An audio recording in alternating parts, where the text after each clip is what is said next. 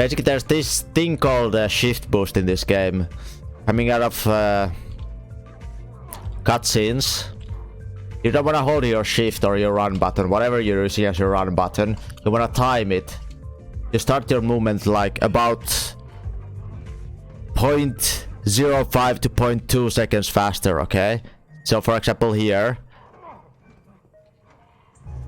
I'm not gonna hold my shift, which is my run button. I'm gonna time it. I can hold forwards already. Okay, you do that. Good. Just making sure you know the things.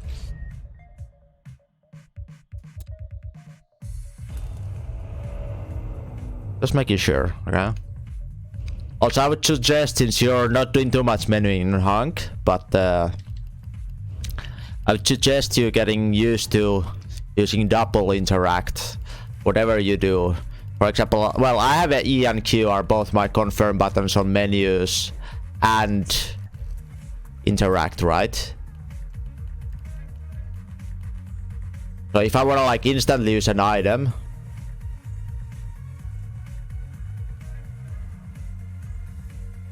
yeah, I need to do a tutorial about all this stuff. So for example, if I wanna... Let me just load a random save so I can maybe demonstrate this thing as well. Do I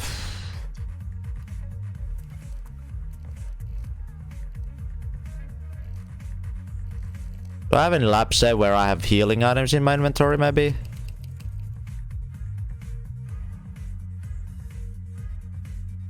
I'm just making sure, you know, I don't know how much mugs.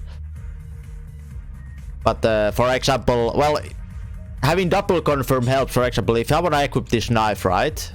Normally I would have to press this twice, but since I have E and Q as a confirm, I can just press E and Q and once and insta use.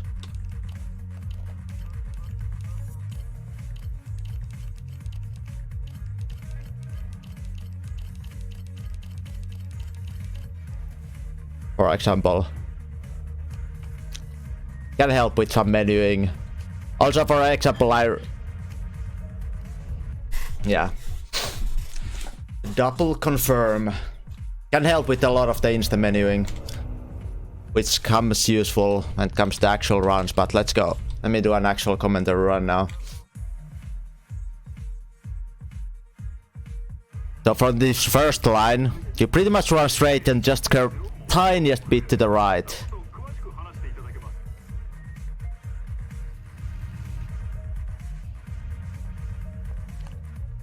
Anyway, the optimal time is under 6 here, but obviously it depends how well you do the shift timing, yeah? And on the second door you do A and forwards, A and W, or whatever. Here just forwards for the shift boost.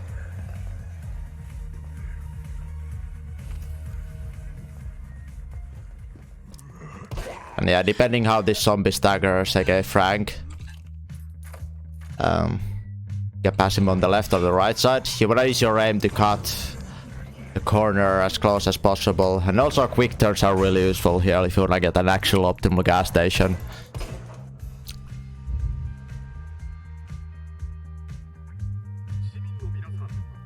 Gotta grind for that 43 gas station, okay?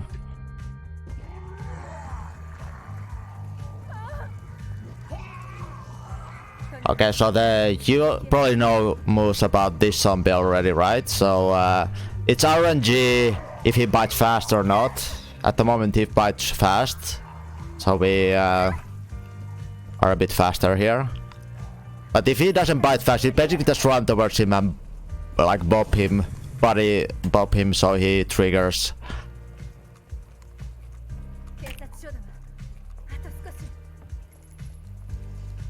And here, if I pause here, I'm aiming for this car here. Like running towards this car front.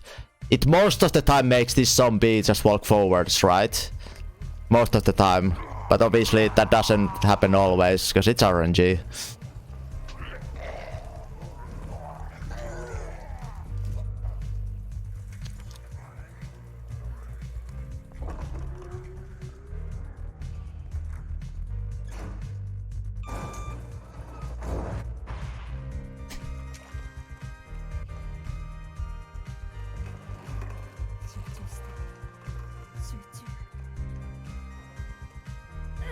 Yeah, his name is Robert Paulson, and he does what the fuck he wants. The fatso zombie.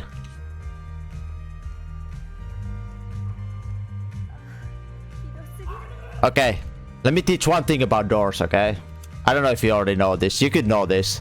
Whenever you run to a door, you don't wanna ever... Well, for example, this door. Yeah, I heard you say the Dirt Rally track, soundtrack, and I instantly downloaded it. But yeah, when you run to this door, right?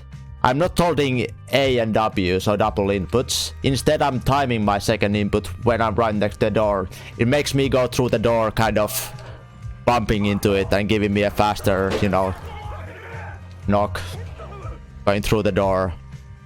Also here, it's obviously important that you get towards the door as soon as possible. So you hold the D, right? When you close this, hold D and move. And I like bumping up against this corner right here. Now I'm at the exact perfect position. So here, I should be right at the maximum distance from this knock and go through.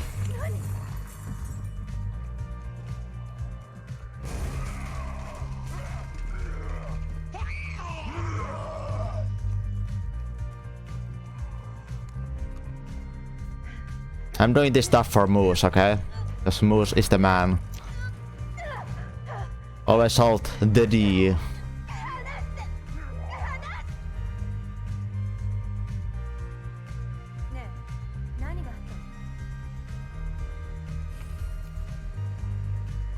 Okay, another little tiny thing.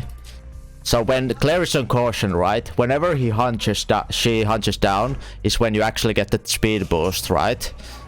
So you wanna time it when this gate is around the neck level. You wanna start running towards this gate, so you get the speed boost right away when you get moving here. A lot of little things here, but I'm just gonna go full in depth on all the little things I do here.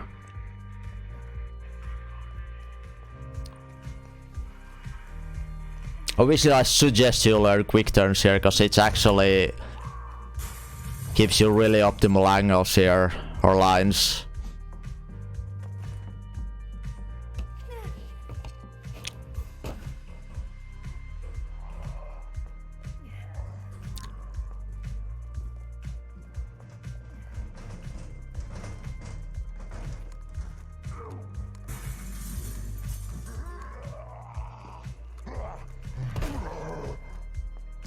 And this zombie is quite RNG meme, so you just gotta get used to him. aka Mr. Marks. Also, let me talk about the pickup range here quickly. So since, for example, I'm facing forwards right now. Actually, my shortest pickup range is, if I look like this and there's item in front of me, is actually the shortest pickup range. The longest pickup range is if, like, to the sides here, if I either on the left or the right side.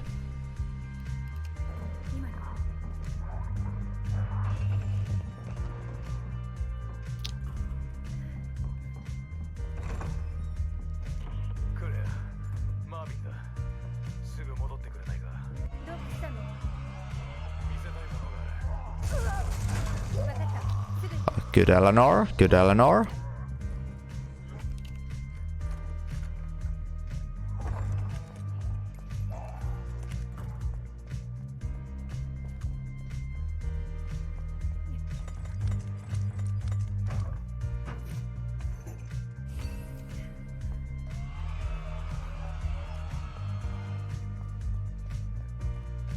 Thanks for the pat hosts, dudes.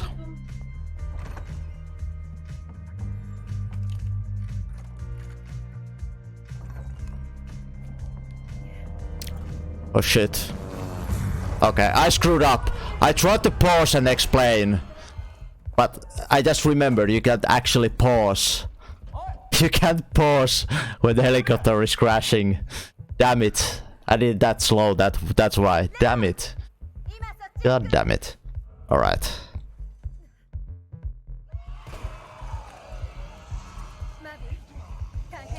Okay, the reason why I'm doing this here is okay, because I'm trying to get max FPS, because the menus are more responsive on higher FPS. So I'm just looking at the floor here. Just to have an optimized inventory. Damn. Then path hosts left, right, and center. Damn. Sometimes you have zombie right behind that door, Mr. Callahan. Alright, reload.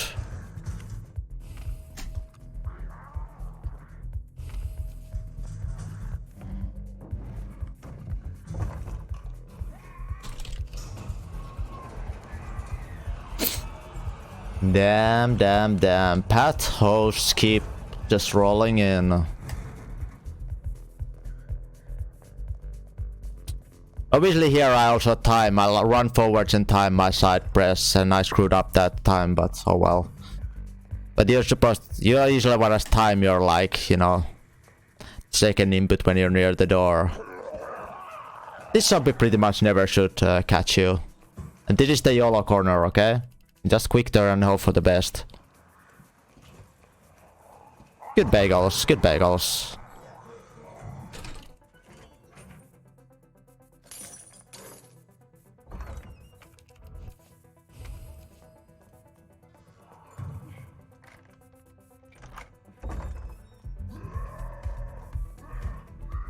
There shouldn't be no zombie here, but it depends. If Mark's the first time you're getting the spade key, if he drops down when he go through the stairs first time, he could be on that hallway.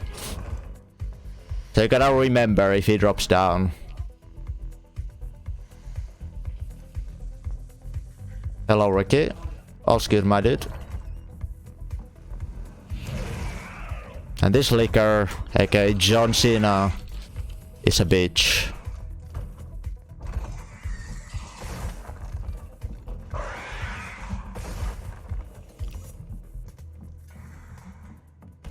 Right. Oh, come on. What? Okay, nice, nice.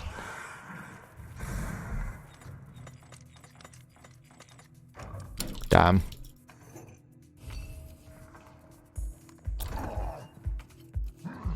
That was quite the meme.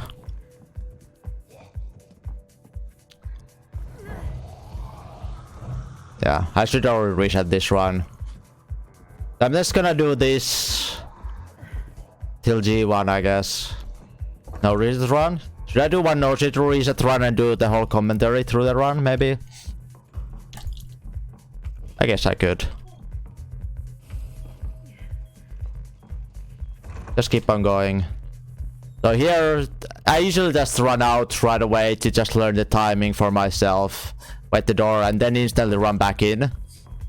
Here it's important, there's the desk, right? So as long as you're behind this desk, you won't get knocked down. Okay, but since I paused, I was a little bit off about my own timing, so I was a bit scared. Okay, this next liquor. There's a few ways. You can pass on the right, right? Also. But I like just running towards the liquor, because you have less turns, and every time you turn, you kind of slow down and lose a bit momentum. What I do here is I turn the camera other way, which forces the liquor to either do a slash or a leap every time, which means it's a free pass every time. Never gonna be a leak. So what I do here, camera this way, just run past him, and go. And yeah, this is an RNG meme, but I've also figured out it's actually fastest to go backwards here. At least from the splits I've done, it's just go backwards. I feel like I always get my best times just going backwards instead to the left.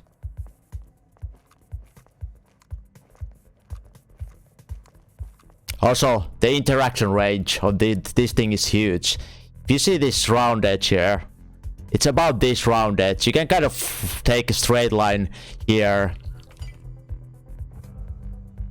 And then the rest, you always will be instantly in the range after that, your first interaction, so you'll be fine. Alright, the next thing here. When we run here, we wanna run towards this, so where the button is here, right? we don't want to run directly against the button. We want to run against this kind of a, I don't know how to put it, this corner kind of here, right next to the elevator door, right here, this line. Because if we run towards the button right away, we slow down near the bottom, but if we run towards here, we don't slow down, we get to interact with the bottom, so it's fastest.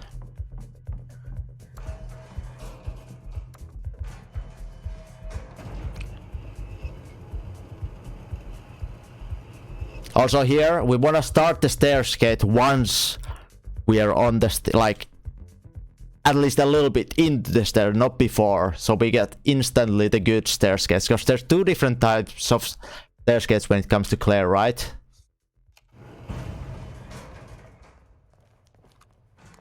Let me actually accept. I can just let me just take the splits off here because it doesn't really matter at this point, eh? Let me actually take splits from the screen off completely. Let me do a completely complete tutorial mode run, and I can, you know, maybe make it a mod as well. So there's two types of stairs gates. There's kind of slower stairs gates. Man, I can't do it the slow ones. Anyway. It's kind of hard to explain, but you kind of want to always stairs gate a little bit tilted. You almost never want to stairs gate directly straight lines. So, a little bit tilted to have the optimal lines, eh?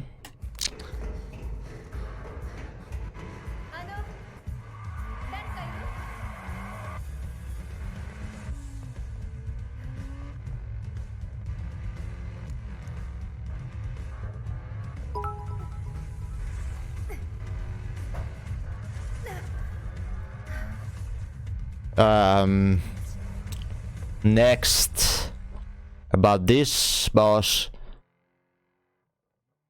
Kinda hard to explain. Let me try to get close and see if I can explain it. So, we can see this angle, right? So, the biggest hitboxes happen to be right at the crotch area here. Basically here. So you kind of want to angle your swing. It kind of goes this line. Is basically what you wanna try to angle when you're doing the knife swings. But it's also really important that the your end of the knife swing hits a lot, because that's where the big juicy hits happen. So you wanna make sure your end of the swing doesn't go anywhere else here. That you rather hit the end of the swing and miss a little bit of the beginning of the swing, rather than hit the beginning of the swing and miss the end of the swing, okay?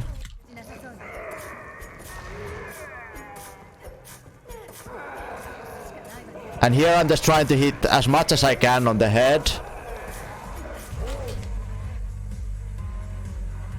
That was 15, but I had a bit of a messy beginning swipe, so yeah, 15 is quite good already. And you always want to pass Sherry right there. Could be easy. Hello, Dusmu.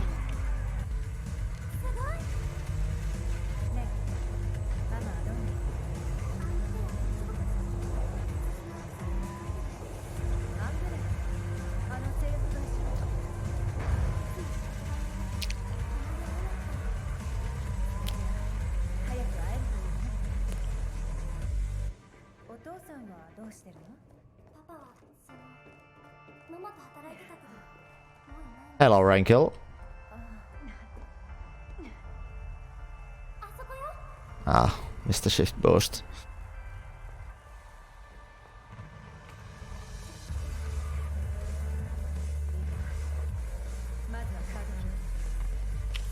There's nothing too much here. I guess I'll explain the liquors once again, how I do them.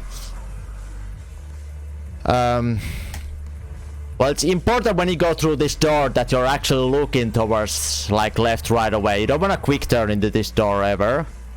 But it's important you're already looking towards this liquor, otherwise he will jump on the roof and it can screw up the second liquor. So if he jumps on the roof, you're most likely screwed here. And I'm looking at the floor here. It guarantees you will not get licked by the second liquor. It's really rare, but it can happen. Now basically when I'm pulling this down, I'm counting, I'm looking down, I'm counting these lines, right? I'm starting to count, this is the first one for me. I'm not counting this as the first one. So this is the first one. Let me do this again.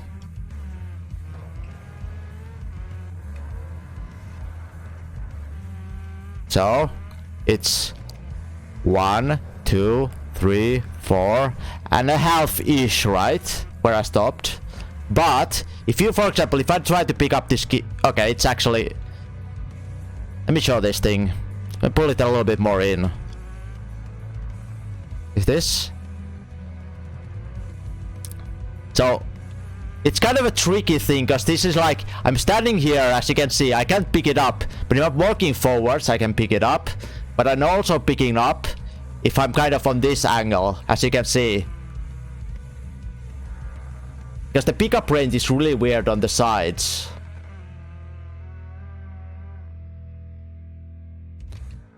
So you can sometimes, you can just kind of optimize this. So I'm at like 4.5 at the moment in to this thing.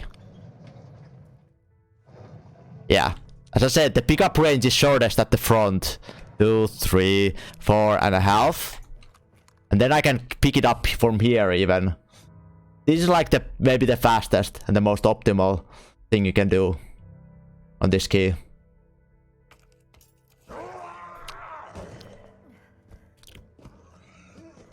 And this is the way I've been doing recently here. Run on this line, get popped by this licker, and it guarantees that I'm at least slow enough to make sure that I get through that licker. Just like no matter what the RNG is here.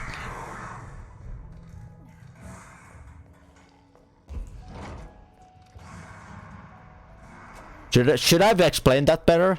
That ending? I can do that one more time. Just to explain the whole thing again, because I kind of skipped some of the stuff.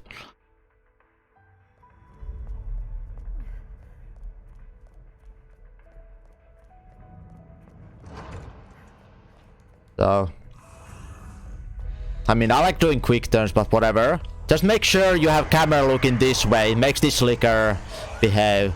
And then make sure you're looking at the floor so the licker never licks you. And then we're gonna pull out the thing here out, what we just did. Let's see, so 1, 2, 3, 4.5. Put it there. Alright, so I tried to quick turn at the very end of the door here. Oh damn, I already maybe screwed up. Maybe it worked out still.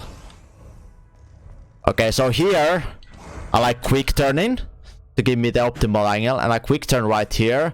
But you gotta be really ready to doing another aim thing here. And basically, when you do the aim thing backwards, right? It doesn't matter how much you aim backwards. You can actually aim only this much backwards, as long as you're not like aiming anywhere in like you can aim basically 180 anywhere on this angle. So you don't have to turn all the way back this way when you're doing an aim.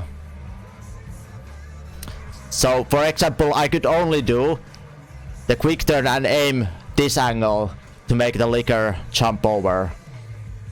If I do it, that's already enough.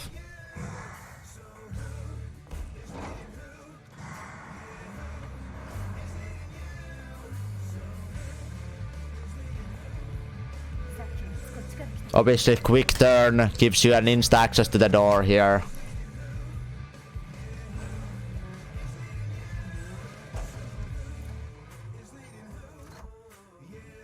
Yeah, we're doing a tutorial. Maybe we should change the title for here for a bit.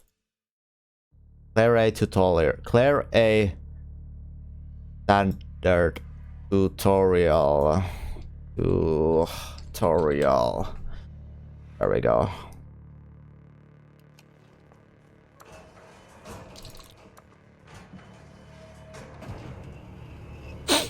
I'm not really talking too much about my inventory, but let's put it that way. You only use diamond key once, so you don't want to have it on first base, because you want to have the diamond key come to the first base when you pick it up.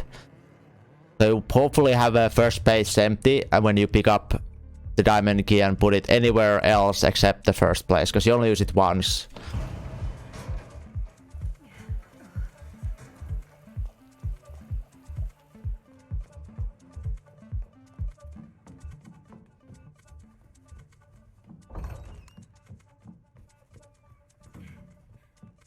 Also, this bear is the most annoying hitbox there is. So you just usually end up going a little bit safer around him.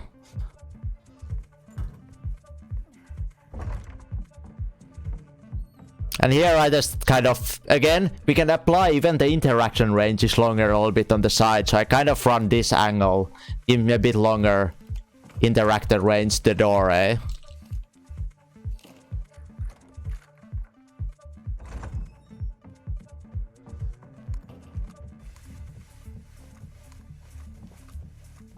And yeah, moves.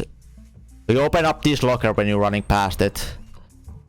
Also, here's a really weird thing when you do here. When you're hugging this wall and you're trying to aim for the zombie's head, I basically know because I know what's the center of where the aim should be, right? But because we're close to the wall, when I start aiming, it kind of shifts the camera angle in a weird way. So I actually want to angle my center of the screen in front of the zombie's head, so when I start aiming it shifts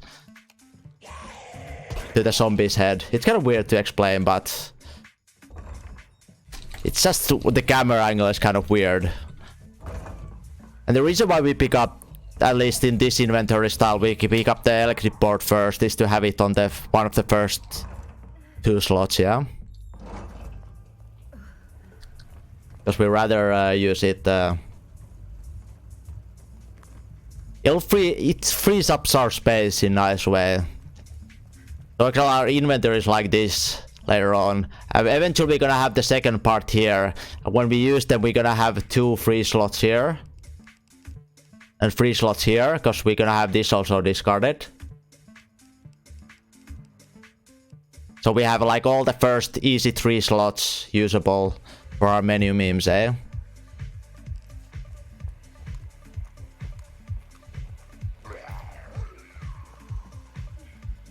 Obviously, if you wanna pay attention to my inventory, you might wanna I'm gonna highlight this WOD of me explaining all this stuff, so you can have a look and go wherever.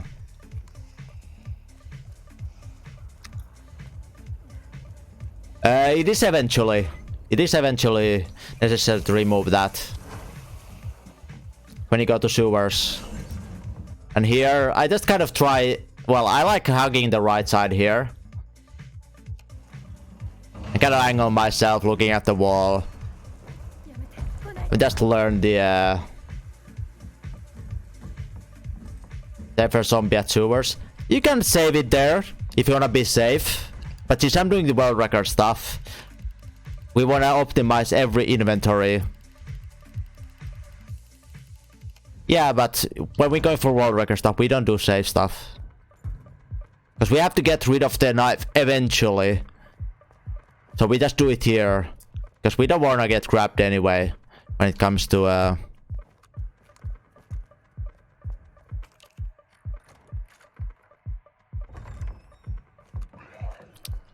And yeah, you really need to only do a short glance on this liquor here.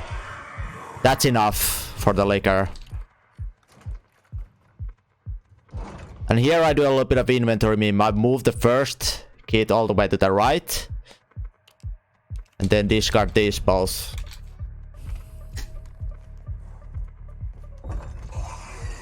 Better inventorying later on. This is bad RNG. Most of the time he won't be on the way. But he can be.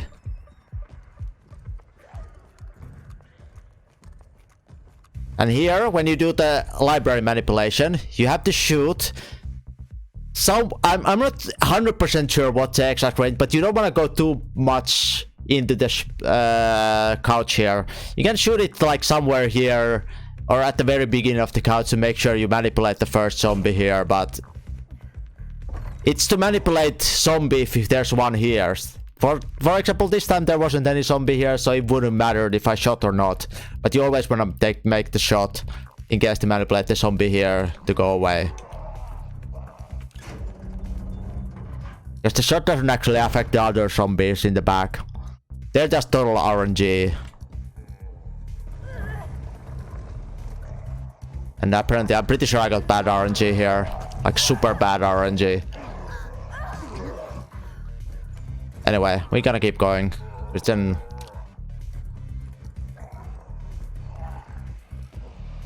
and tutorial memes. So, next thing, there's zombie right here on the left here.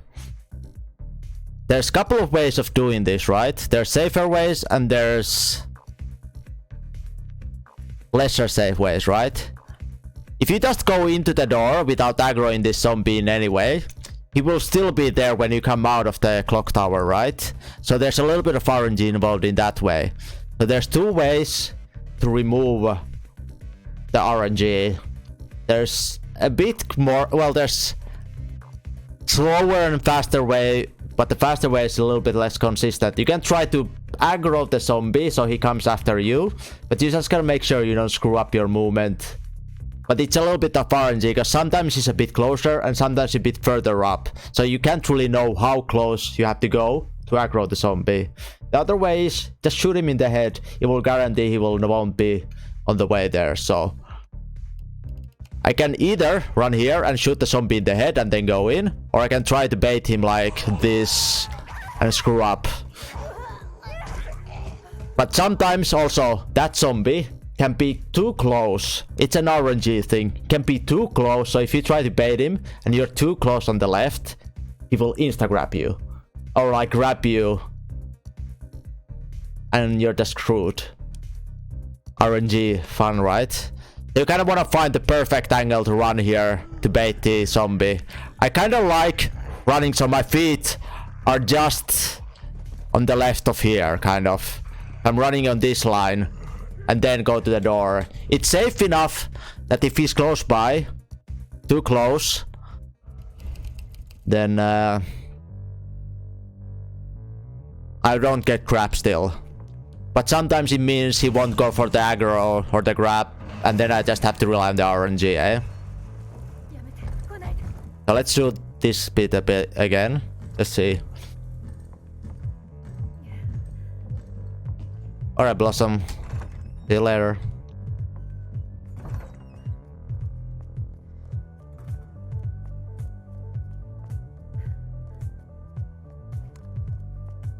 And I'm paper up for this tutorial, yeah. I'm gonna highlight this word as well.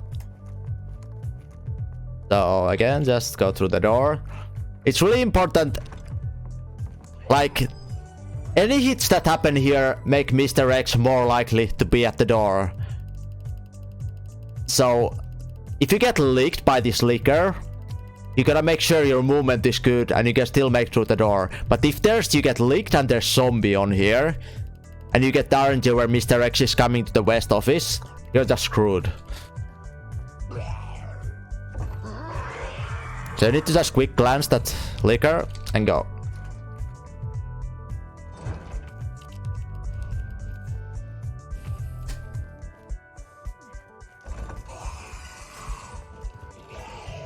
Good RNG.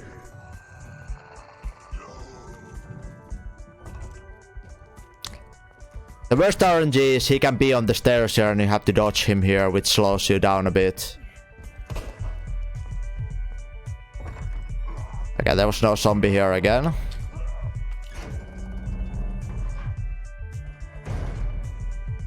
Also, hello, Softflu. Did I already say hello to you? I think I might have said. Damn. I think it's this seed somehow when you load the RNG, it makes the some... Because when you reload from checkpoint, it kind of saves some of the stuff and it makes different, like stuff a little bit different than on an actual run. Did you say hello to you? Oh, Levy. So okay, let's take this line here. So I run kind of right next to the brown part here. to aggro him. This should guarantee me that there's no zombie outside of the clock tower when I go back. Pick up the clock tower thing. This place is quite tricky with the quick turns, so I don't blame you if you don't do them, because they can... It's kind of weird how the quick turns work in this section.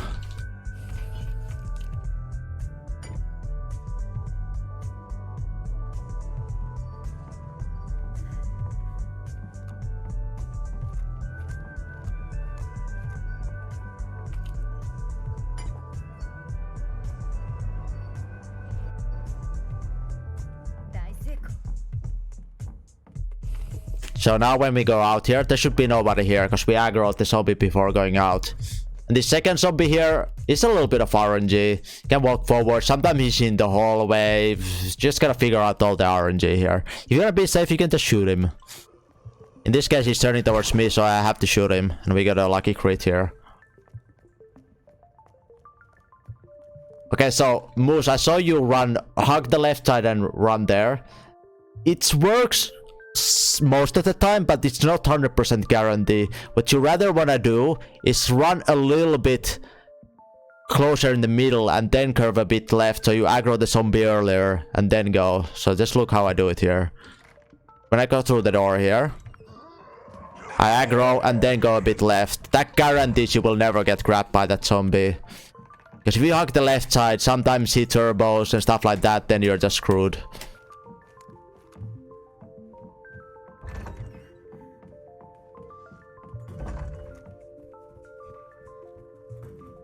Alright, so before we do this puzzle, let me just say my inputs, what I do.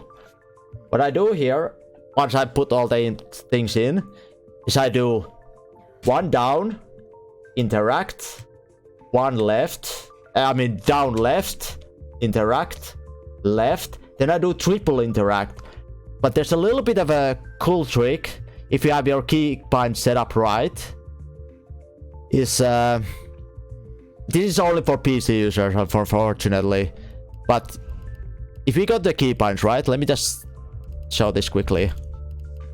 So since I have two interact buttons, which neither one is left click, okay? So I have Q and E. So basically I can't use left click whenever I click stuff like open doors or anything. But for some reason, left click still works on all these menus. Even though it's not bound anywhere, it's hard-coded into the menus. The same thing is with enter. It's not, enter isn't bound anywhere, but it still works in the menus. So this gives me actually 3 inputs in menus that I can use, which is left click, Q, and E. So if I wanna do, there's the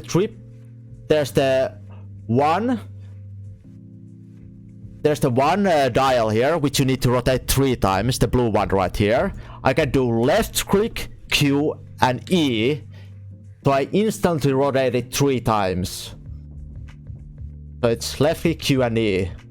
So let me do this again. So I do, when we put everything down, I press 1 down, interact, 1 left, interact, left. Then I do triple interact with left click, E, and Q. That's 3 rotations instantly. Then I do 1 left, interact, and 1 right, interact. Okay? Let me show that how it looks like when I try to do it fast.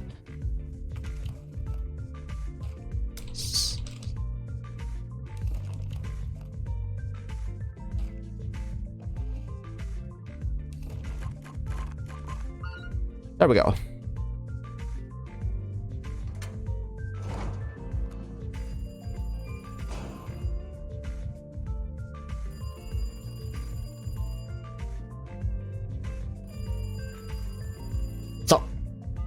Next thing, the Sherry movement, the loveliest movement in this whole game, okay? So at least some people know about the shift boost in this game, so basically, let me actually turn the music off, I'm getting distracted when I'm talking.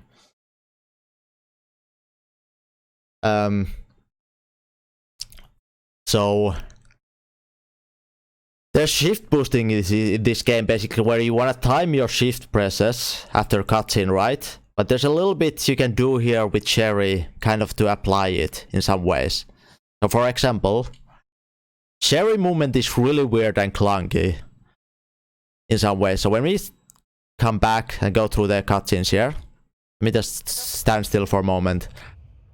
If I press only backwards, we do kind of this slow backward movement, and we could pick up this doll that way, is one way.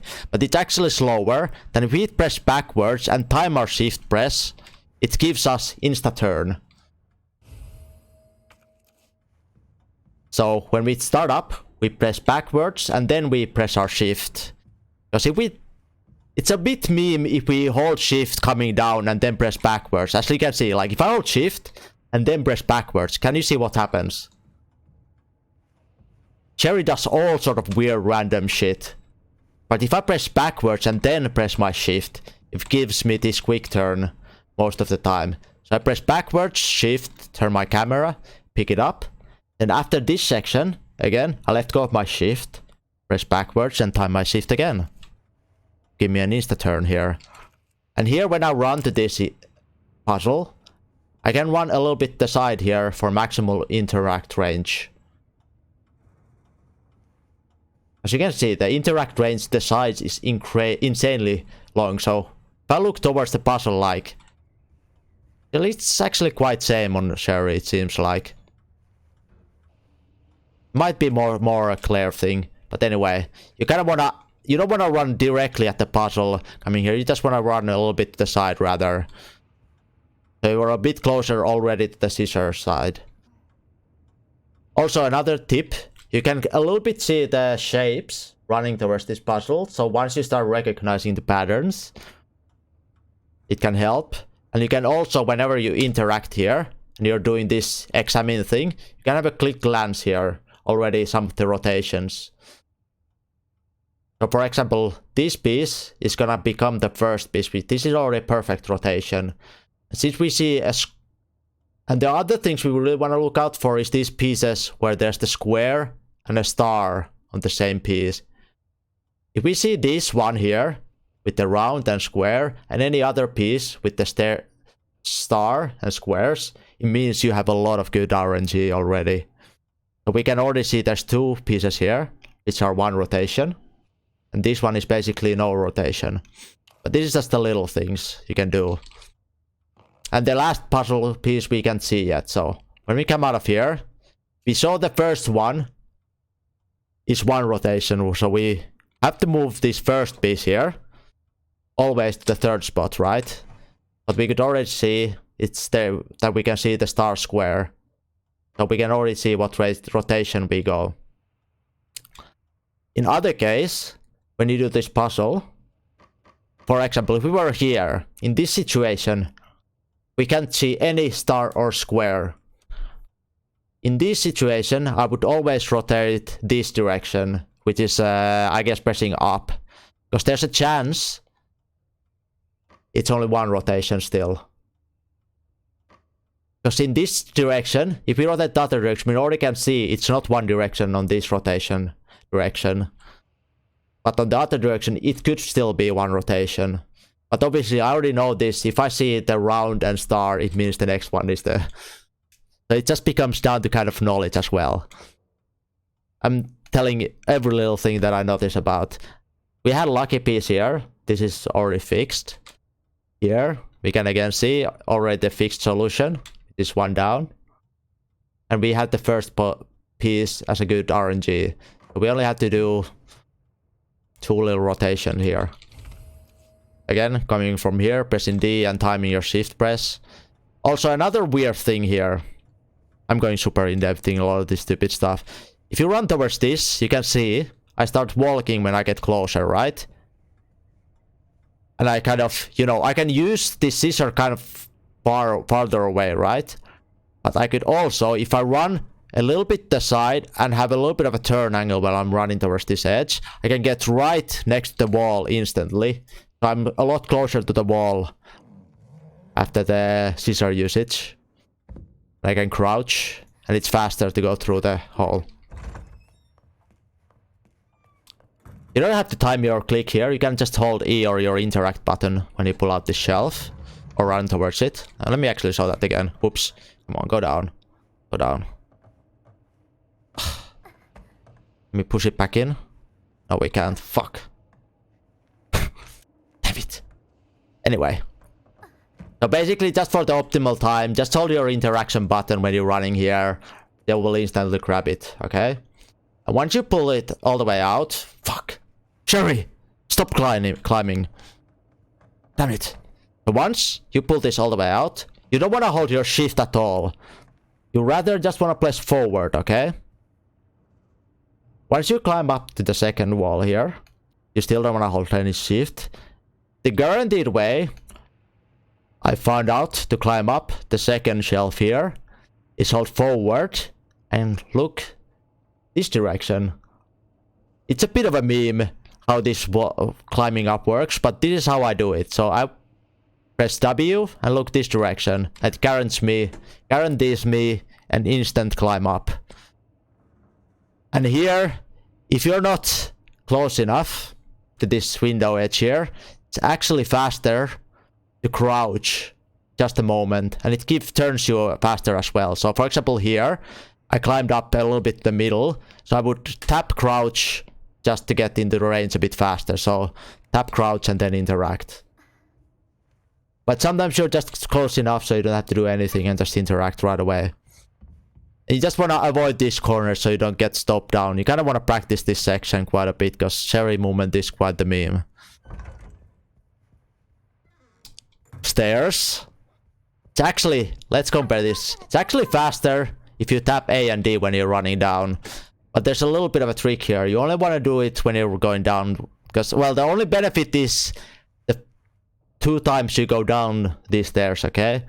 So the only thing you've got to worry about when you run down and tap A and D, when you run these stairs, is at the very end, you kind of want to stop around here. Like the 3rd or 4th stair. Otherwise it starts screwing up your movement. So let me do one successful kind of shake here. So which is A and D. It's a bit faster this way, and then I stop at near the end. And let me show what happens if I don't stop near the end. So if I stop it too rarely or too late, I get this kind of weird stop and weird movement stuff. And that every time Sherry just stops movement at all, it's so slow to start up moving again. So let's do one more time.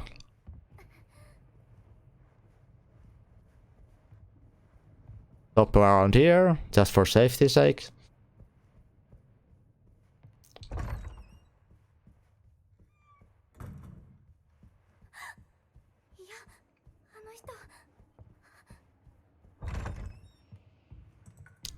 Nobody's never really tried, but I'm quite convinced this is the fastest way still, just going around this table.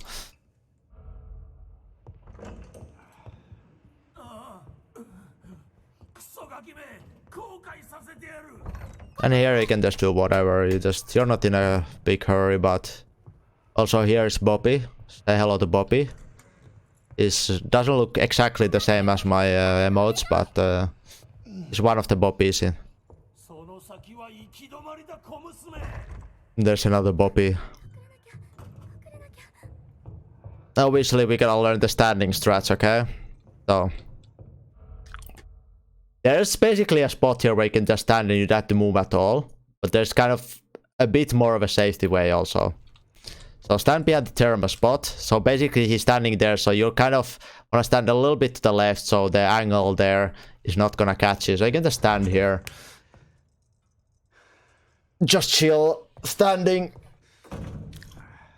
And for safety's sake, when he's goes towards the thing there and knocks that down, we can take a couple steps to the right. Just stand here still. Now we can just walk around, because we don't want to crouch. We don't want to hold the crouch button, because that's straining our fingers for no reason, eh? Then the next spot is this exact corner here, and you just want to get as deep as you can in this corner. And you just stand here. And once the flashlight passes you, you're free to go again.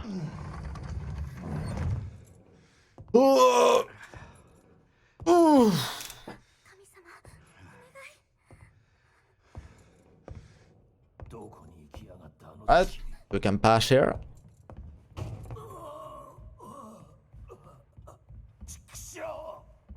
So I'm not exactly sure about the the exact size, but I think it's around this whole like round thing. There's a little. So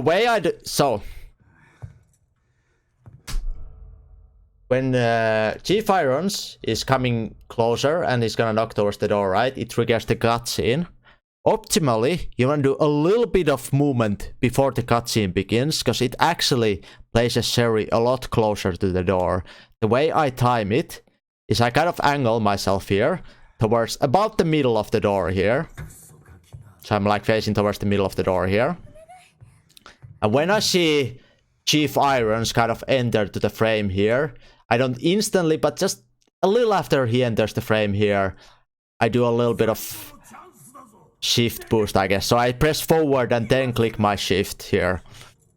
So I don't hold shift and press forward, so I press forward and then time my shift press. Oh shit. Okay, I did it way early there. Okay. So, as I said, that can happen if you're too early, okay? That was for the sake of demonstration, okay? That's why you don't want to do it too early, okay? For the sake of demonstration. Obviously, this is best time to, if you have a webcam, you can show your skills off during the section.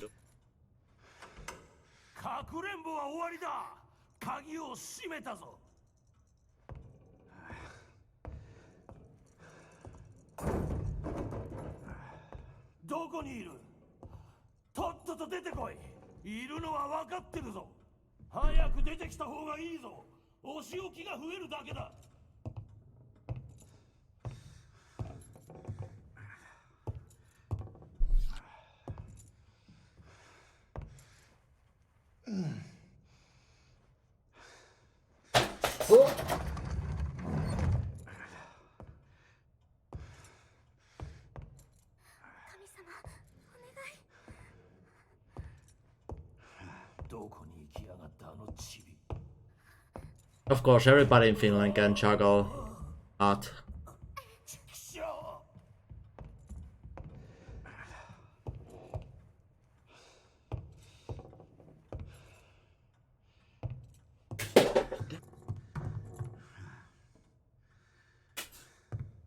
Let's do that thing what I said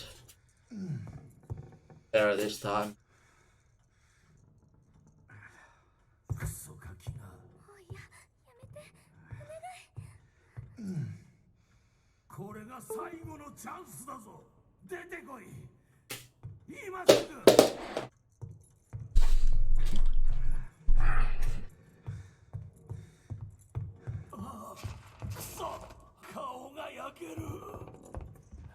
Yes, not there you saw me. And also after this cutscene I hold forward and time my shift press. So we're almost instantly at the key.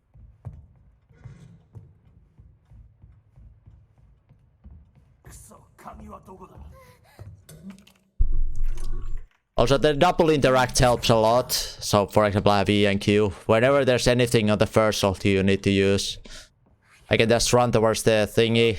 I can perhaps spam E and Q, so the usage is really fast. That's why double interact buttons is really useful when you speedrun on PC. Also here, coming out of this cutscene, I hold S and D and I time my shift press. It gives me turn this way. We get out. That was a long section in Cherry that we did with a lot of little details and memes, okay? But Cherry movement just sucks. Okay, here. Coming after picking up the garage key card, I hold S and D, A and S, I mean. And I turn my mouse camera, I swipe my camera a little bit to the left. Like, I rotate my mouse, swipe it left side. to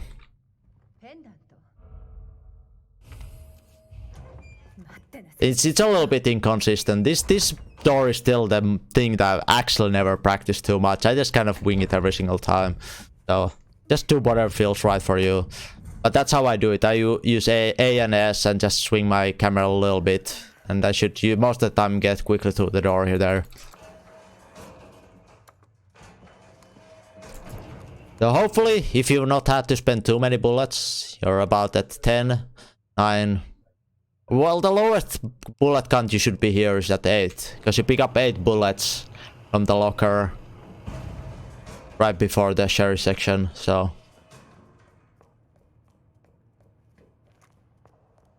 And also because of our earlier inventory, we should have this is where the electric board puzzles were. So this should give us this item, go to the first slot, so we can just again spam Q and E. And you can juke Mr. X any way you want. I just do it this way. Obviously want to start from the wide line because this is the most optimal line to get through here. Then take the line closest to this edge here. You don't need to change the angle too much because this car front hitbox is quite big, so... And then here you angle towards the door here. I kinda like running this way. And missing the shot. And tells me, like, just holding W and D, it gives me the... After I hit the shot, it keeps running still to the right direction. It gets me through the door quickly. Obviously don't miss there, like I did. And here again, when you're stair skating, you wanna have a little bit of an angle doing the skates. Oops, man, there was some bad skates.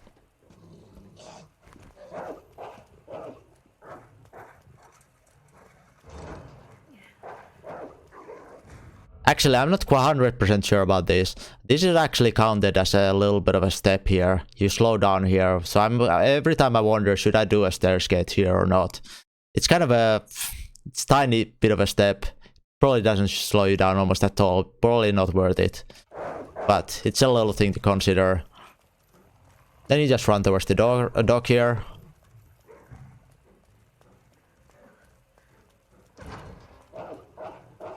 Take another line towards the door. Again here, I just run here and I time my... I hold W and time my A press. It should give me the kind of a bump through the door. This dog can do a million things. Look my dog guide to see how to deal with this dog, depending on what RNG he does, okay? A dog guide is at my YouTube channel, okay? Now he did a good thing, we don't have to react to it at all. Here, after we pick up the grenade here, we want to shoot this zombie right away. Because the closer we move forwards and shoot him, it aggroes the dog here earlier. So if you're further away and shoot, it doesn't trigger this dog as early. And it should give us more consistent last zombie here. We pick up this. Go right away. Then we go. Big turn out there. We should be good. At least 90% of the time.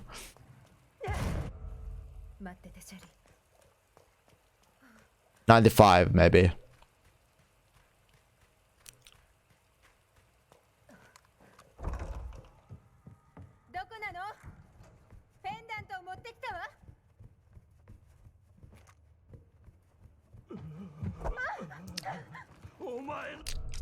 I don't like doing quick turn here. I know you can kind of, but for what I've always kind of just liked doing the shift boost and turning my camera, but now I turn my camera way too much. Anyway. Also here, you kind of want to have your camel hanger in this way and spamming interact button to kind of access the ladders ASAP. Let's do that one more time. I can actually show it a bit better. So, fuck! Don't climb! Go up! Don't. So what I do here, I run like this and I spam interact button. That kind of glatches onto the ladders ASAP. And here it's just again getting the stair skates right.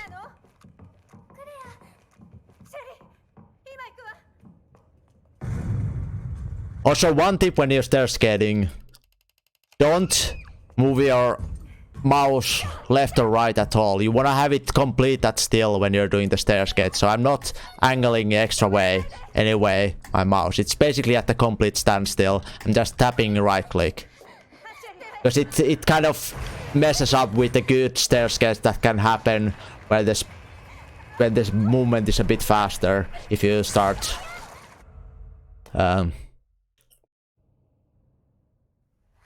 angling the camera a little bit.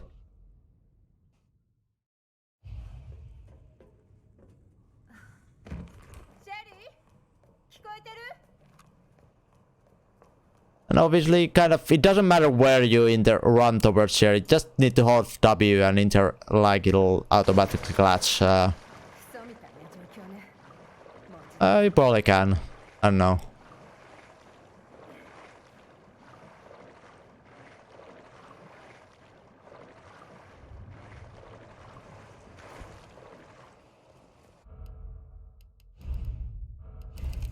Let's go have a look what happens.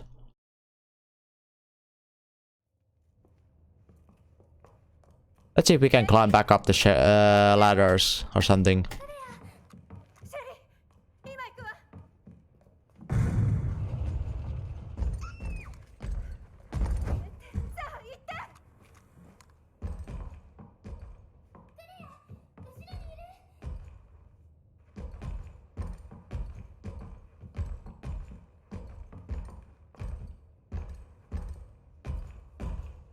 Wait. Oh. Damn. Okay. Abort, abort.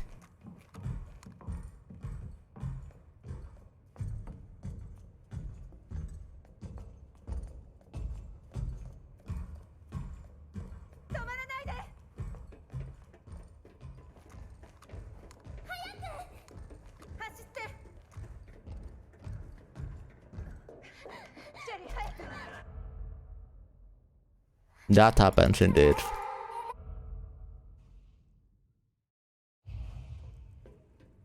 And coming out of that cutscene, you hold A, so left, and do a shift boost.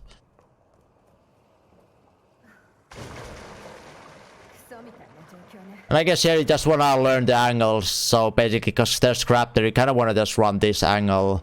You kinda wanna know, like, where there's scrap here underneath, so you don't get blocked and lose time or momentum in any way.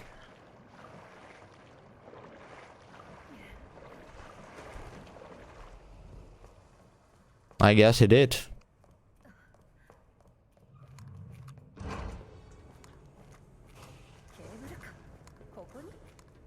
So here, when we climb up, there's the zombies. We shoot the first zombie, and we just kind of run direct line towards the drop down.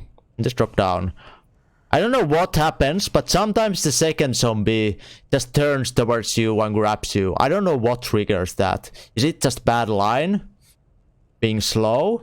Or what's the actual trigger point why the second zombie sometimes just manages to grab you there? But this is what hopefully it should happen. So we shoot this one. And that zombie misses his grab, and we drop down. Also, always, there's a lot of these interaction buttons. You wanna figure out, because a lot of these things have like, if you walk towards them, you start at some point walking. That is it worth it to maybe do a little bit of a like stair skate towards a thingy, so you get close by to interact it, so you won't take the walking steps like sometimes you do. For example, here, it's kind of a, or you need to find the right angle so you don't slow down at all. So if you want, you could just stair skate here to guarantee you don't slow down at all and interact with things.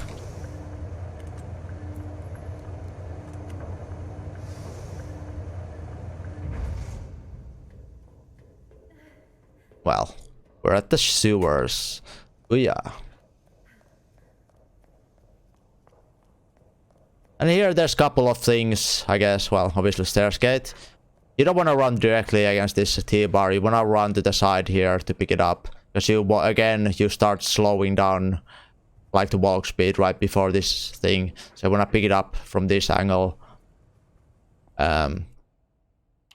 We should have placed that grenade here. So optimally we would have our inventory like this. There's still that one bullet here, but it's gonna get removed here soon anyway. So you can either place the T-bar to the first slot or one right. I cannot just end up placing it on the first slot. Kinda how I like doing it. But it's totally up to you, whatever you do. Oh, these they're zombies, so... Basically, if you do fast enough and you just shoot this yellow vest zombie here in the head, you can pass on the right and don't get grabbed by the second zombie. There's a couple little variances that can happen here. If you shoot the yellow vest zombie early enough, it basically just triggers this zombie to hear the sound and start walking towards this stairway and not even realize you kind of go past him. Or he can aggro you and just kind of whip the whole thing. So let's see what happens. Well, that happened. Well, that happened. Damn. Okay, okay. Let's do this again.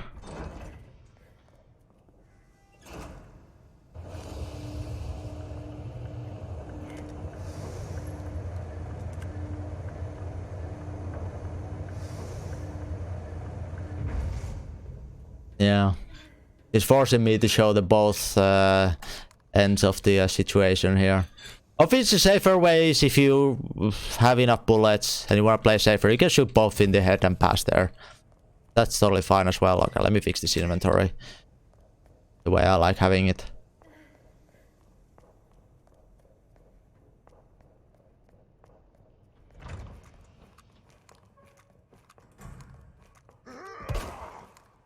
So like this time, you can see he's just heading towards the stairs. This also means you know what RNG you will have when you're coming back to this section. Because when this zombie is heading for the stairs here, he will always be at the stairs when you come back. It's kind of good RNG coming back, but it screws up with the third RNG. And this game. So we're gonna have this yellow vest drop down here now. And the optimal line is here. We want to bump around this corner. And then we can just take the direct line here. So bump here. And then we can just take the direct line to the early edge here. And here, I'll W and A. And do a shift boost. That is cutscene. I don't know, maybe you can do this W, but W and A give me good angle. I'm kind of running towards this corner because it doesn't slow you down at all. You keep running instead of running towards the button. You can interact with the button here.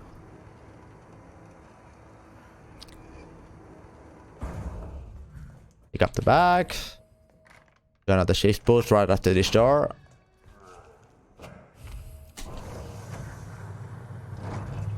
Pick up the rook block a little bit from the side. You don't want to ever pick up items just running directly towards them, almost ever. And here, sometimes, rarely, there's a G adult here. On standard, most of the time, you should be fine jumping down. If you want to be safe, shoot him when you get here, when you're still standing on the floor, and he will dive under the water. This time, obviously, he's not here, so we can just run down and jump down. Okay, let's talk about ledges a little bit here.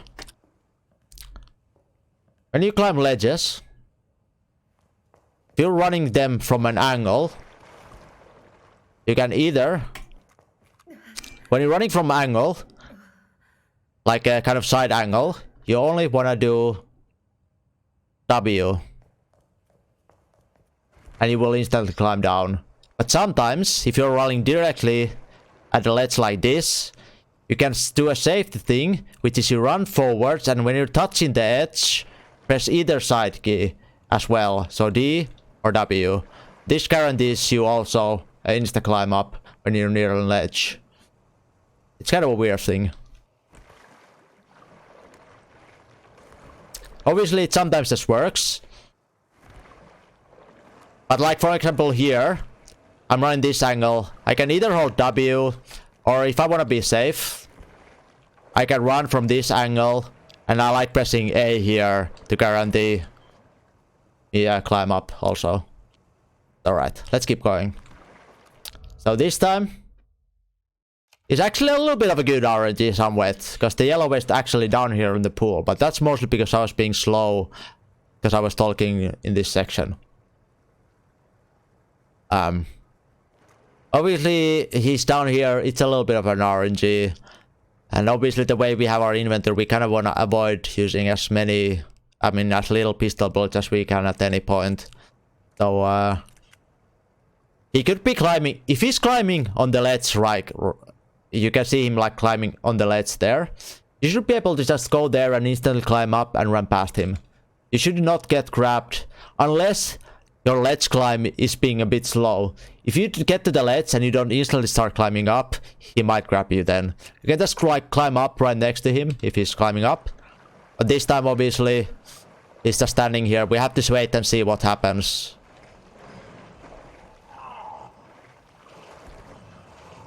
But also, now that he was on the pool, you know, coming back next time, this yellow vest won't be on the stairway here. Because if he would be up here, and if he aggroes you once, and we misses, he will be on the stairway, and he's a dick when he's on the stairway. And the guy is still on the stairway here from the earlier thing, but he will come down from there. Damn. He's probably really confusing all this RNG when it comes to these zombies. Because I'd probably have to show every single situation to actually give more in-depth situation. But if you run this, you'll kind of learn to realize, depending on what happens, how the zombies will be when you come back from each direction or situation. Okay, another thing. When climbing down ladders, you don't want to hold shift here instantly. What you instead want to do is you only want to hold S and time your shift press. It will give you instant direct line backwards instead of... Let me show what happens if I hold shift and press S. If I climb down, hold shift and backwards, I start doing this weird side step, right? Like I kind of angle this way, right?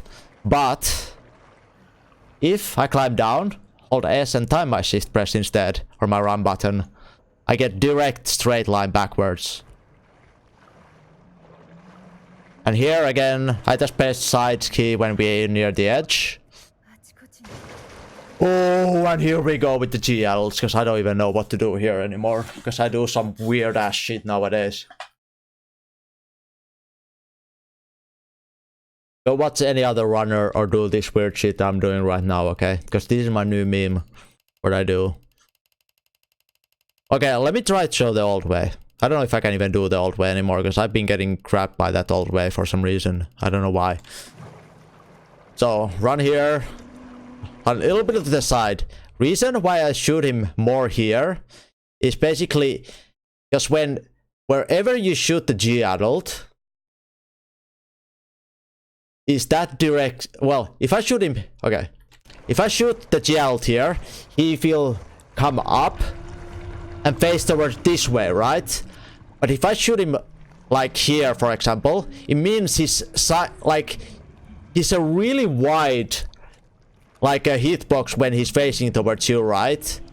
So if I shoot him here, I have to go far away around him to actually get around him. So rather than shoot him right here, I want to shoot him more here. This gives him angle, like he's gonna come up more from this angle then.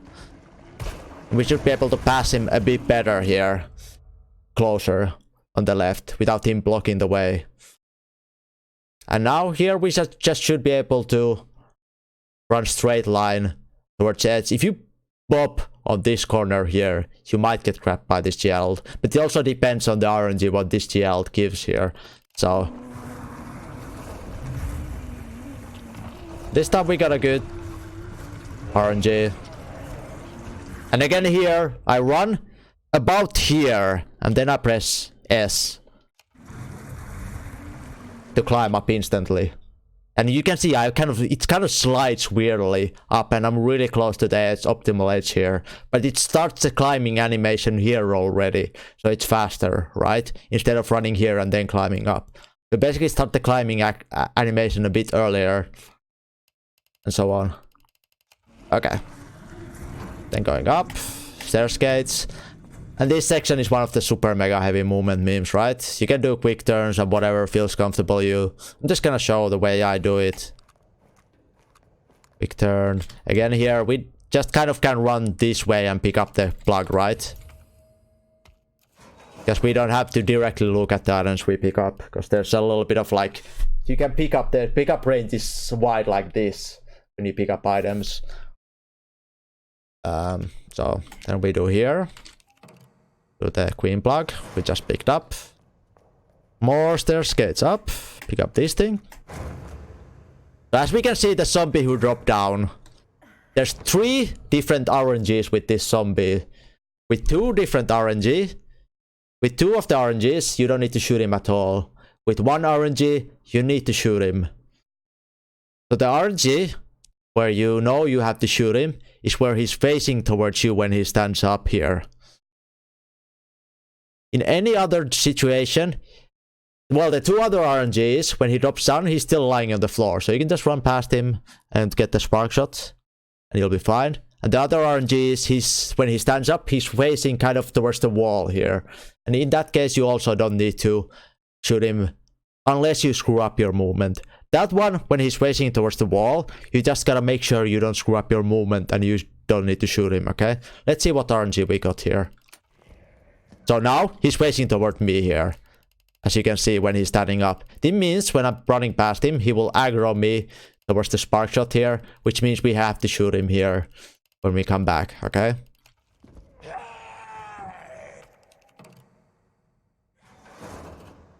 So any other case, we don't need to shoot him. Damn.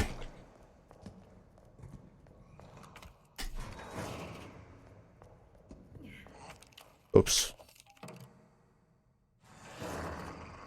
Also about keyboard menuing, sometimes if I have a direct line, there's actually, well, I guess I can show this about the keyboard menus, right? So we have key bindings, right?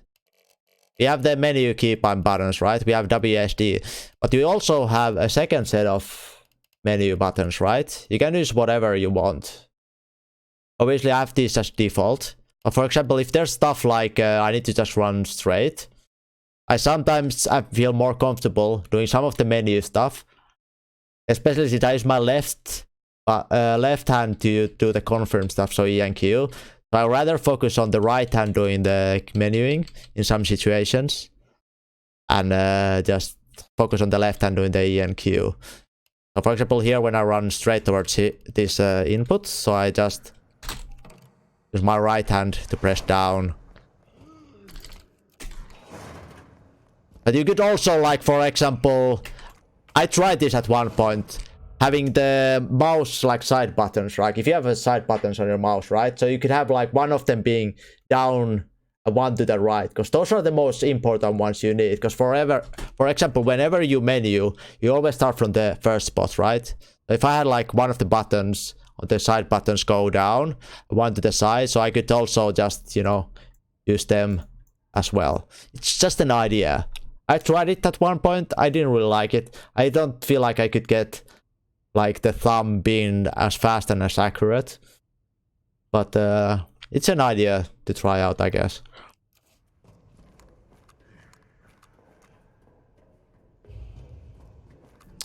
And OGLs, OGLs, OGLs. Here.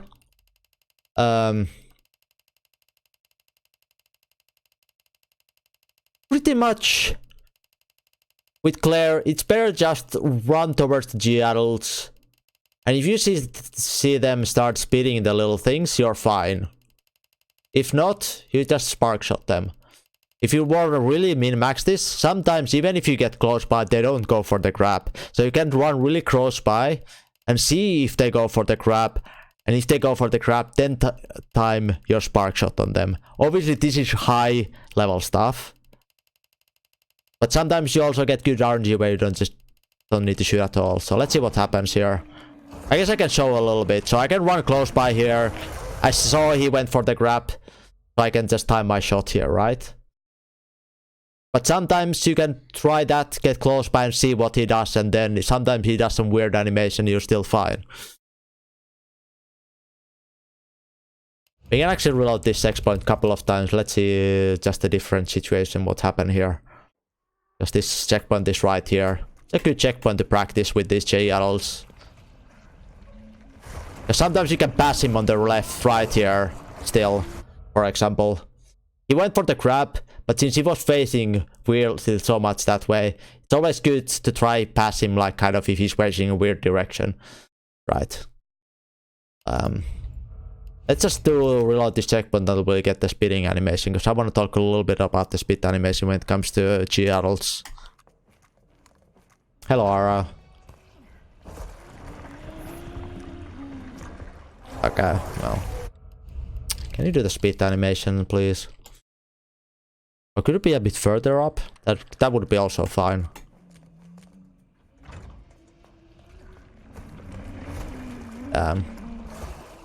Again here, he gave me good RNG, so I just tried to pass on the right, because... Hello, Stratton. Come on, give me RNG where you're a bit further up and start spitting shit. Okay. I was being a bit slow. But also mainly because I was expecting you to be able to pass him there. But obviously you can just be safe and shoot him regardless. You should have enough spark shot ammo to use on this GL anyway. But it slows you down about 1.5 seconds if you have to shoot this spark shot, eh? Let's see if we can get him to do the speed animation here. Okay. Thing about the speed animation is... Hold on, let me think. So when he's doing the speed animation, his right side is one which actually blocks more of the side. So usually you want to try to pass him on the big arm side when he's doing the speed animation. When he's doing this animation, you want to try to pass him. Okay, don't run towards him like that. Damn. Anyway, you want to start passing him in the big arm direction. Okay, just keep going. That should be anyway enough information about the G-memers.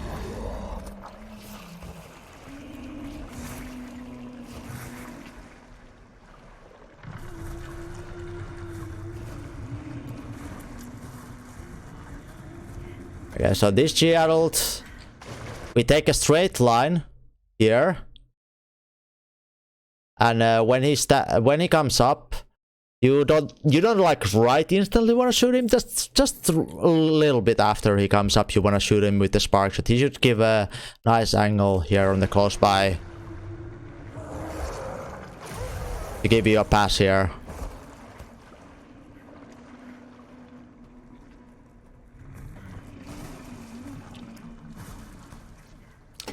Obviously, coming back here depends a lot what happened in the previous time you were here, right, on this section. But since last time, I think if I remember right, the yellow vest was on the pool, and this guy was on the stairs when we came past here last time. This should mean, well, we can already see this one zombie. The yellow vest still should be somewhere near the pool area, most likely. Obviously, this whole thing is quite the meme, because I've been pausing and reloading checkpoints, so I don't know what actually is gonna happen here. And also, just a good thing to note, there's a zombie right left here behind the corner. He's a third zombie that wakes up here. And in rare cases, he can actually turbo you and grab you here. In super rare cases. But if you're like hugging the right side, you still should be fine. I'm pretty sure. But I've been grabbed by a couple of times by the guy on the left here. So. Yeah, the yellow vest is nowhere to be seen because of the previous interactions.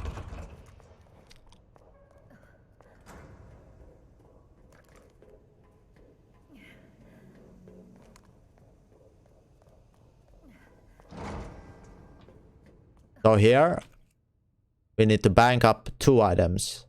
If you want to be safe, you can back up all these 3 items. So you have a spot for a safety heal. But optimally we just bank these 2 because that should be enough for the rest of the run. So we do here. Obviously this is where also double inputs help, okay? So because I have double inputs, I can press E and Q, insta, store them, just go out of the menu. And then we do this puzzle. We don't know the puzzle, whoops. Look it up.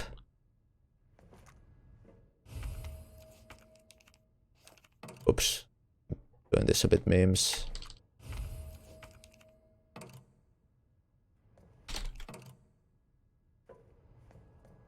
Damn. A little bit memes. Just to say the least.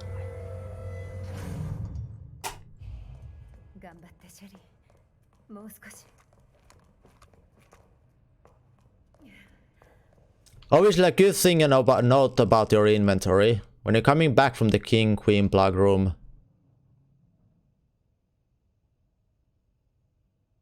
Definitely a lot of times I've used switch from controller to keyboard.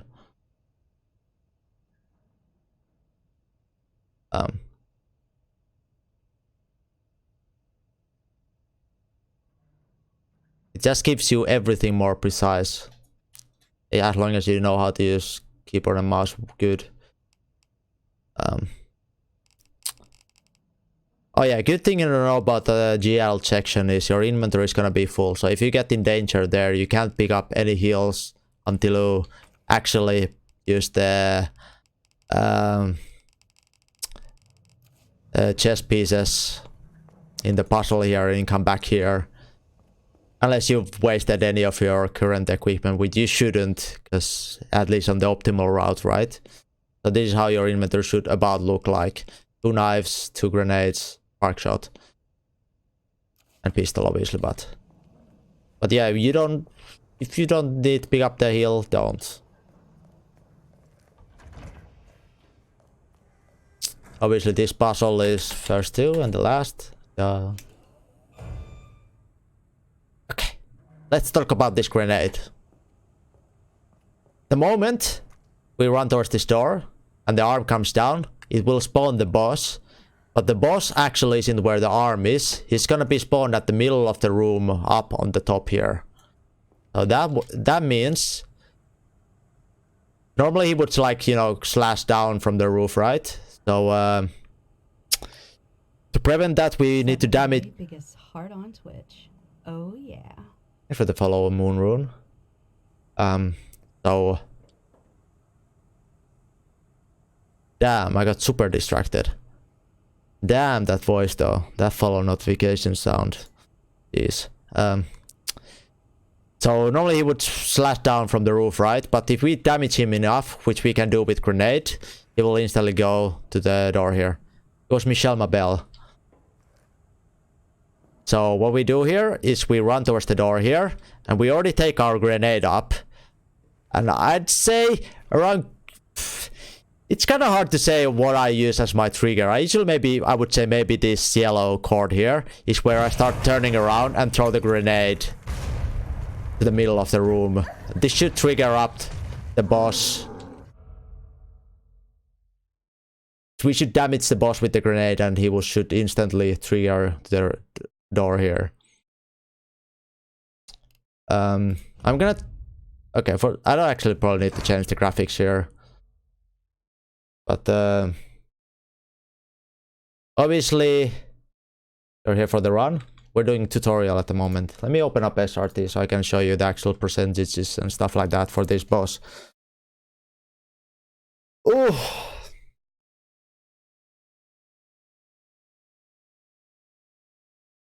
If you know what SRT is, it's a speedrunner tool.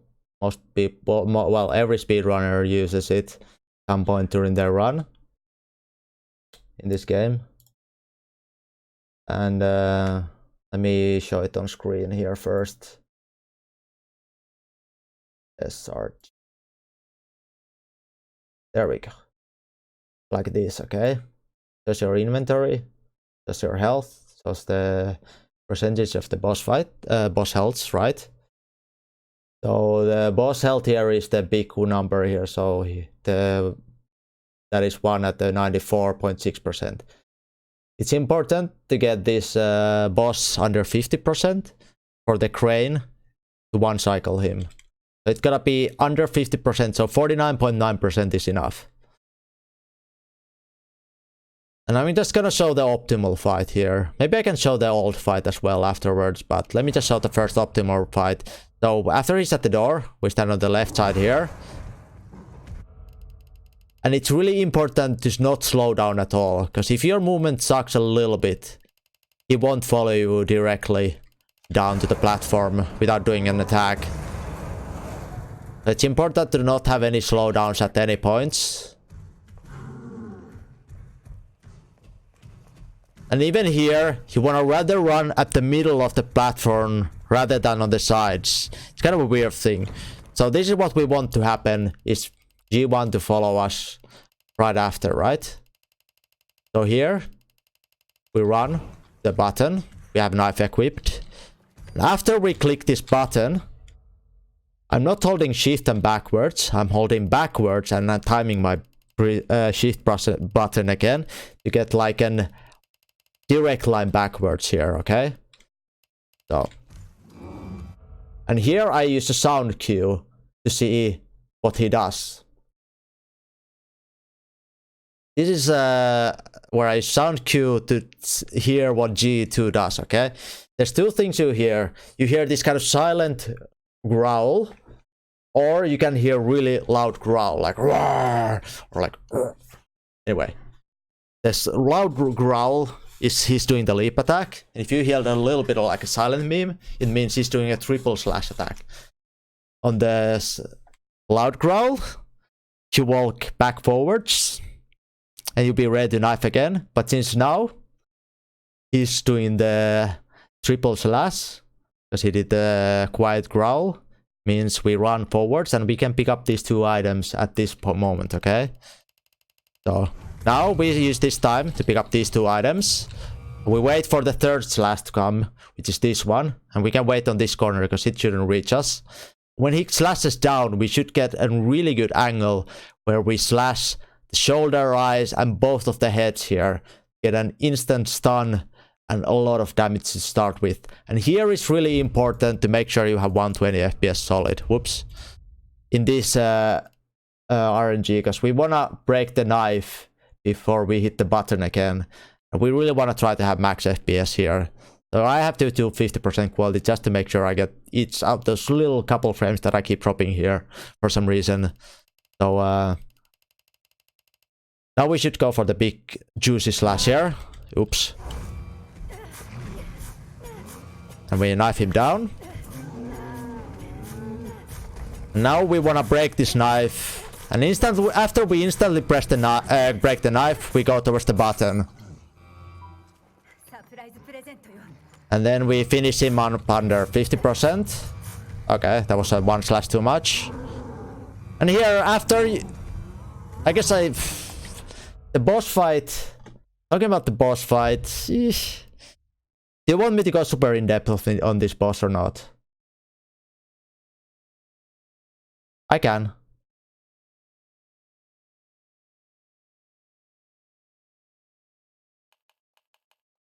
Let's just do that. Let's just do that. Let's reload the save. So basically that was a kill, right? He was under 50% health. That crane means it would one cycle him. Okay.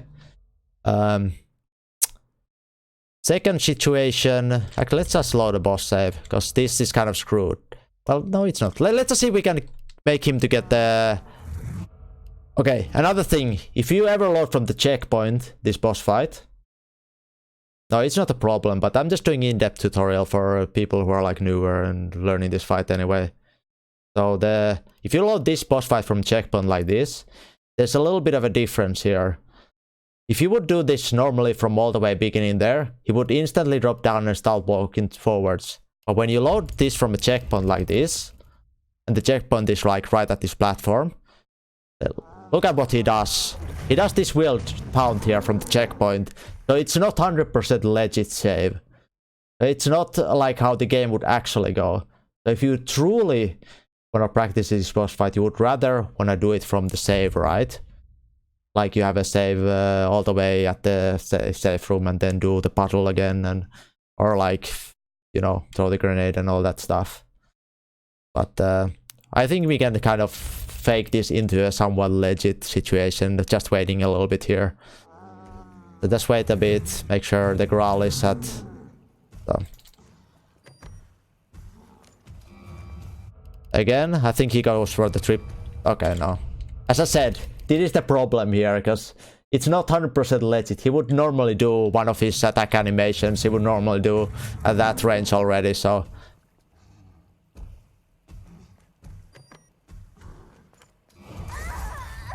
Yeah. Okay, let me just do it from the actual proper save. Easier. I guess that's more legit way as well. And I get to show this grenade stuff a couple of times. Yeah, the checkpoint just screws up that boss fight practice in general, so... Oops.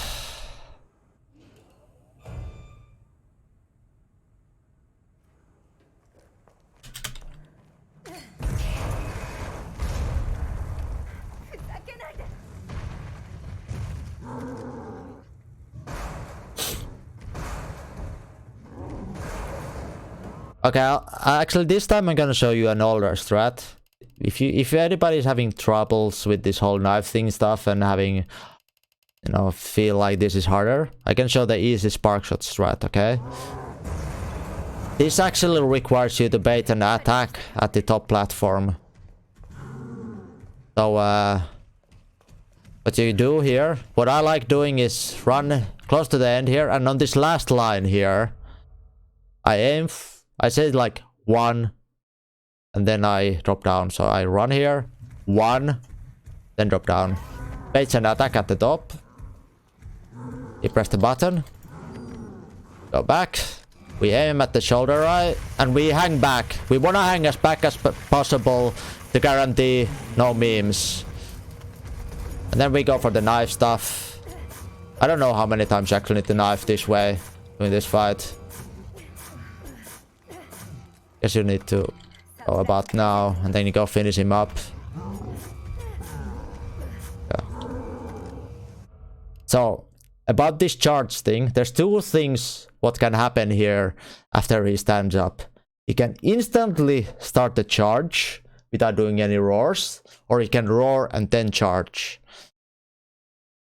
Usually 10 times easier to predict how to dodge the charge when he roars first and then goes for the charge. Because he's like, when he roars and goes for the charge, it means his body's kind of ready for the animation to go for the grab. But if he starts charging instantly at you, there's a little bit of a delay.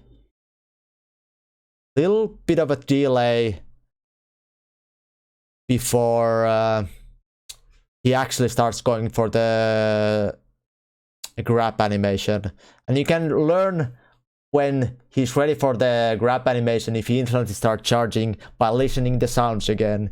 You hear him growl, that means he's ready to go for the grab animation. And then you can do the actual proper dodging. But in general, you just need to wait and once just kind of run towards him. It should be super easy to dodge this guy. In general. But this is like the easier way. If just 1 spark shot to the shoulder eye, it knocks him down. Then he's dead. Okay? Let's go back to the save again. You had slash right out stun him before. Okay, I can explain also the stun stuff. I can go on and on all these weird different variations. The thing that causes the stagger is either doing enough damage or hitting his eyes or head with the knife slash. That stuns him or staggers him. So when he's on the charging animation, let me actually show something super, well, memes I guess. That was a weird meme grenade. Don't do that.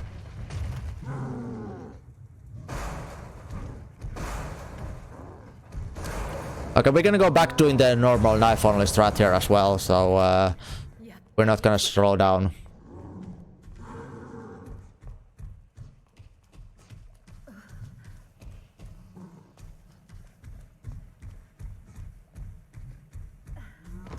Oh, never mind. I screwed up then. Seems. In these situations, you're just better off doing this strat if you screw it up. Regardless. No matter what run you're doing. Not optimal, but if it happens, you just better do it this way then.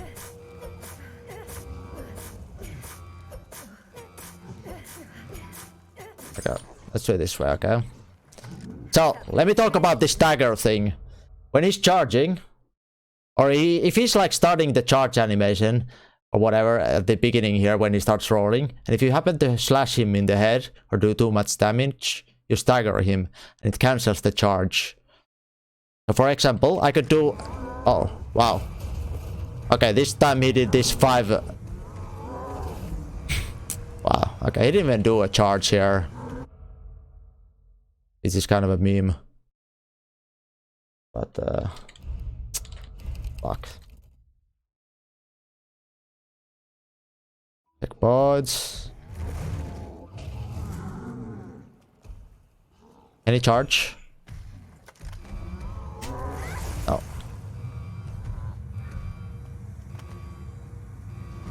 Okay, now he's doing actually the instant charge. This means he won't be ready for the grab right away.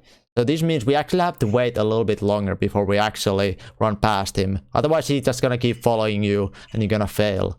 So in this situation we just wait a bit longer until we heal the growl. And then he's ready for the grab and then we run past him. As you can see, obviously we were super shit timed there. Because this is a checkpoint. But you heard the second growl because he started the insta charge there. This means you gotta wait a bit longer. Unless you really time it down and, you know, like bait him into the...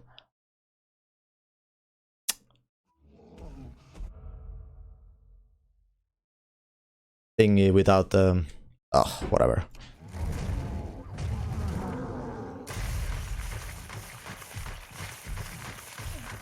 This checkpoint is super scuffed. Just saying.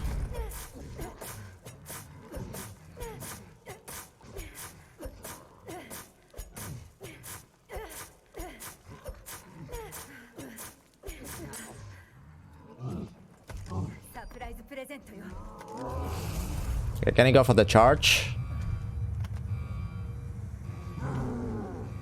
So another way of kind of stopping this guy is just slash him in the head. Obviously this is super fucking risky. And at this point I'm probably sure I'm probably gonna get hit by the crane.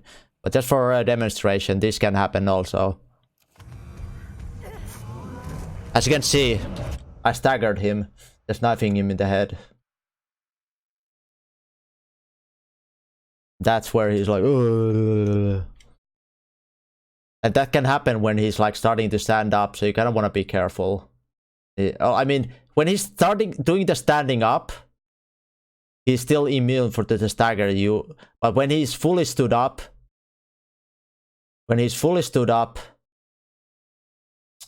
there's a chance you can still stagger him. So if he's in a bad spot, and you're still knifing him, if you've had a little bit less than optimal knife swings, and you stagger him out of the way of the crane, then you just might be screwed. So you gotta make sure that... Yeah, and just keep in mind, if you knife him in the head during the charging phase, he will stagger, I guess. Or if you do too much damage also.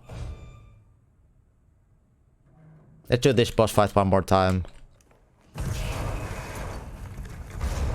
And is my spacebar broken or something? Maybe not.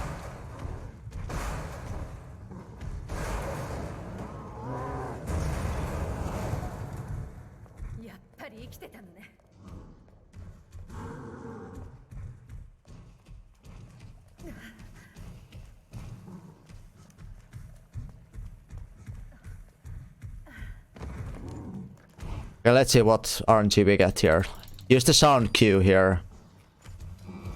Okay, it's a silent roll, which means triple slash. Go for the juicy swing here. And I should have changed my graphics settings for the max FPS, because you can see my FPS is dropping a little bit all over, but because we really need to make sure we break this knife in time. Otherwise we have a little bit of a delay and we don't get the optimal fight. Then we finish up the knifing.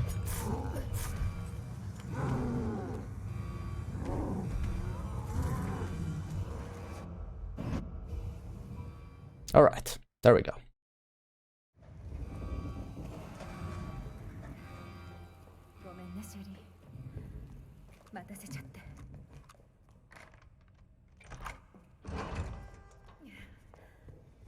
I actually wonder if you should wait for this save icon to pause here, wait for the save thing to go away, and then this interactive might be faster, maybe. Because there's actually a little bit of a delay when you click that thing, the lever, always, so I don't know. Could be a thing, or maybe not. I not really tried it too much. I'm gonna like start doing that and trying it out from now on, but the thing that I had, I think yesterday during one of the runs, I just thought it out. Alright, when you're carrying Sherry you can do quick turns.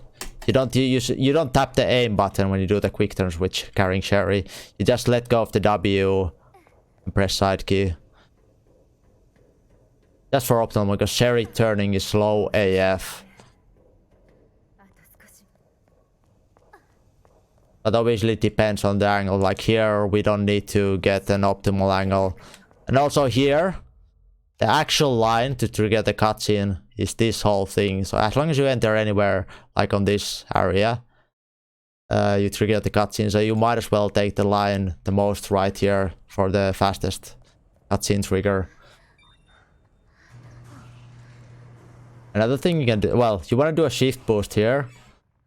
But for example, for some reason, I don't think we couldn't figure out why you can do an aim here. As you can see, I'm tapping my right key. It's not aiming. But I actually finally figured out why. It's because of Sherry.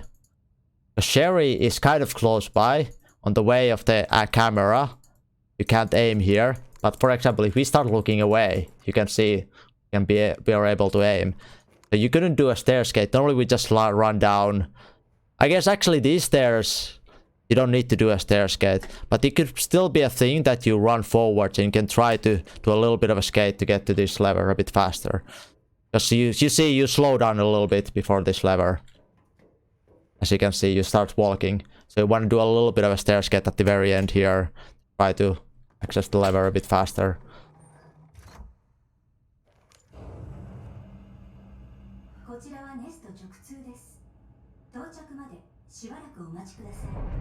Alright, Levi. Take care, dude. I'll leave the I'll highlight this whole tutorial section if you want to have a look at any section of this run. So and here obviously you just hold W and run forwards. Again, one of these things I don't think anybody's actually bothered to time out, but some people think running this way is fastest. I like running here and then turning. But basically the trigger for the door is basically a square here in front.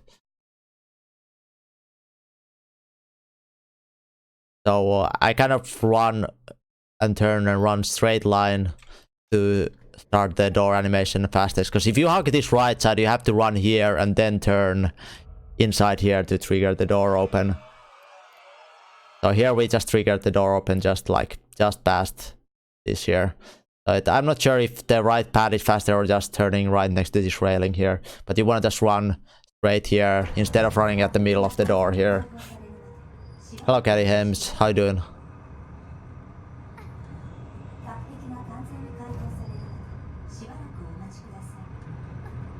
And obviously this is about the straight line here, because you want to get the straight line right next to this couch here for the optimal line. And just turn in here. Bam. Obviously after this cutscene, when you pick up the bracelet, you want to do backwards. Hold S and shift boost backwards. So pick up the bracelet. Go back to the door.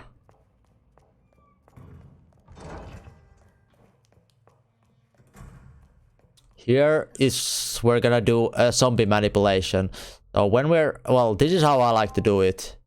I'm like super close to the door here, and I shoot at this door. It should trigger this soldier zombie behind this door to start hugging this door here and give us a easier pass later once we get the wrist upgrade here. So the way I do it, I run here, close the door, shoot, and run in here. On the left here on the table is an optional spark shot ammo if you need, if you've been, you know, if you're still like learning and you need extra shots. It's right there if you need. Alright, and there's an extra grenade in the corner right there if you need that as well.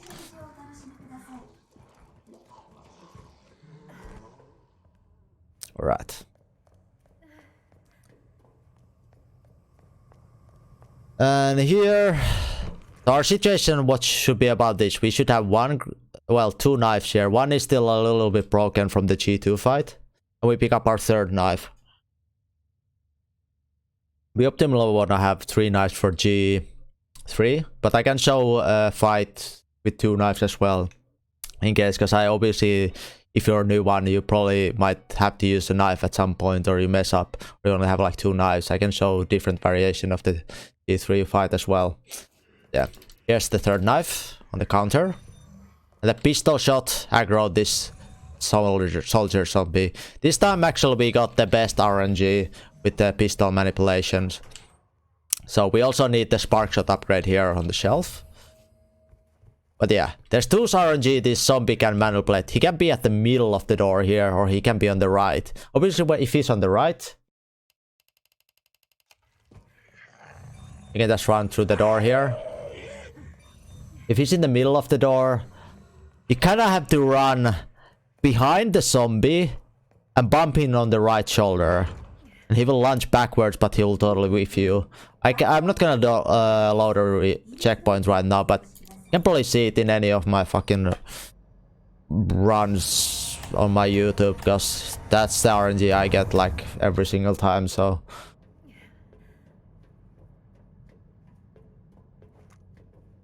Obviously, whenever you practice stuff, just make million saves.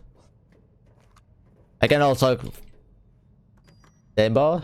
Yeah, I'll get in action quite soon here. We're close to the end anyway, so... We'll get to do actual runs soon. Let me just talk a little bit save optimization. Obviously, this is how I like doing this. I have 4 saves, which are for Claire in the beginning. G1, G2, G3, G4. Obviously, when you do saves, you want to make sure your DA is somewhat right in these saves. So it's not a run where you've been hitting a lot, having to heal a lot and all this stuff. You can do a run where you kind of save scum a lot, load checkpoints and stuff like that to make sure your DA is right for the practice saves. So you know how to have like a good practice save. You learn how to do the boss fight at its hardest, rather than its easiest if you have like a save where your DA is for some reason like 2, because you've been, I don't know, cheesing it out. Anyway. And for example, I mean, on this account, I've kind of fucked up myself, but I would have like hardcore G1, G2, G3, G4 then, and then at the very end, I would do like these random saves with random practice stuff. What I have is how I do my saves.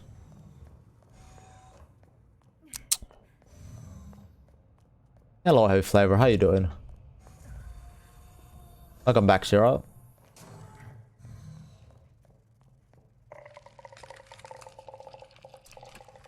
I'm doing a little bit of a tutorial. There's a flash here, which you probably want to pick up, I guess. This code is 3123. So 3123, and then the second code is 2067. Enter. So just want to practice this. Do it as fast as you can. Fuck, not like that.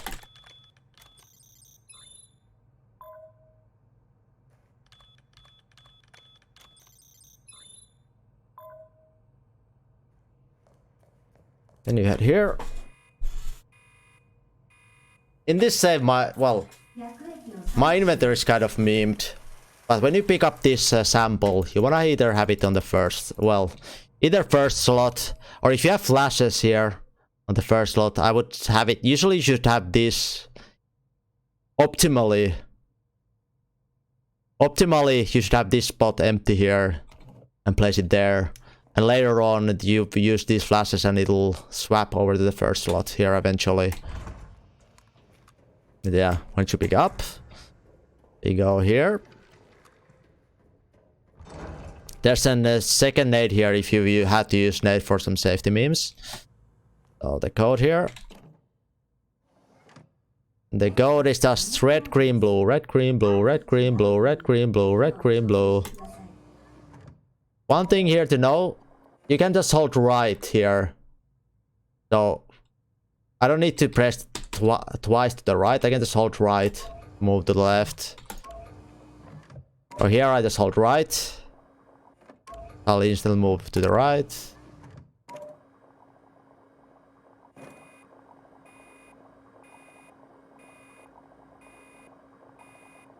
Well, it kind of was a run where I started explaining a lot of the stuff for KFG Moose. But I want to help him with the stuff. Just do like a tutorial, but then I guess it's gonna be helpful to a lot of people as well. So optimally, if you have pistol ammo, you wanna use pistol on this Ivy. On one of the bulbs, because spark shot is really slow always. Spark shot loses you like 1.5 seconds. Pistol shot loses you about 0.3 seconds. So, whoops. Let me just roll this save here. I could. Oh. Okay, let's just pretend I shot this Ivy here. Because the rolling checkpoints always screws up with some of the saves. As you can see, just the enemy placements are super weird and stuff. So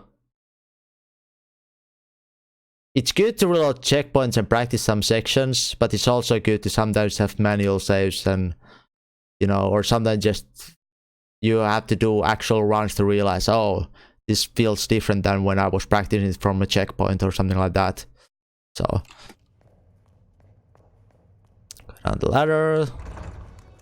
Here we have to grenade these zombies. You want to be about, let's say, somewhere on this side of the aisle. If you go a bit further to this wall, you won't grenade the last zombie.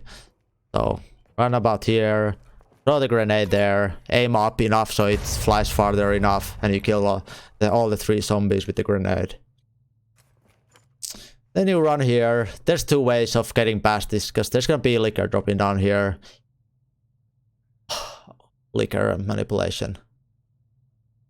So, when there's liquors, if you look at liquors, they're totally random. They can lick you, they can run forward you and slash you, they can leap at you, and all this stuff. But they also behave more slowly. Like they move slower, I guess, would be the less aggressive way, put it that way. But if you don't see the liquor, they will never go for the leak. And so in this situation, the most optimal way of one of the freest way of getting past liquor is just running right past him, and he will try to slash you, and he will miss you. To guarantee that he will go for the slash, we can either look at the roof like this, or we can look at the floor like this. So we can do, because there's gonna be a liquor jumping down there, so we can do this. Just look at the roof here. I will slash and miss you, guaranteed. Okay, and these railings are the bane of everybody's existence, okay?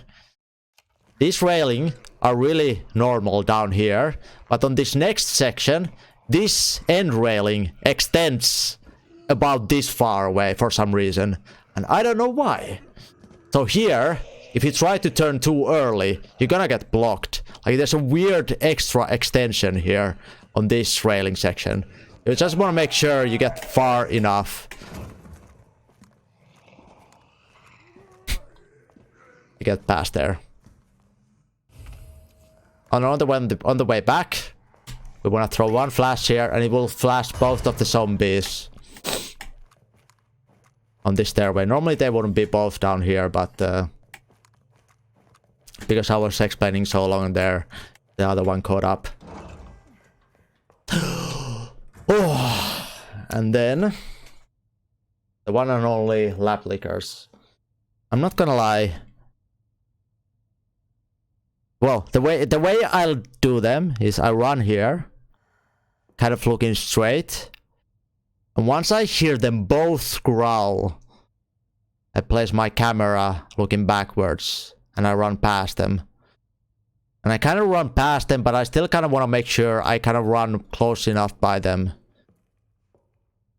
Cause the reason why I wait to hear both growls is it means I've triggered them in a way that they've acknowledged the fact that I've acknowledged them. You might be, what the fuck are you talking about? Okay. So if I would do this in a way where I run towards that room, looking this way all the time, it will mean the lickers realize I've not seen them, and they will instantly jump on the roof, and they will do the leap attack from the roof. Let me show you. So, if I run like this, they will jump on the roof and do a leap attack on me. As you can see.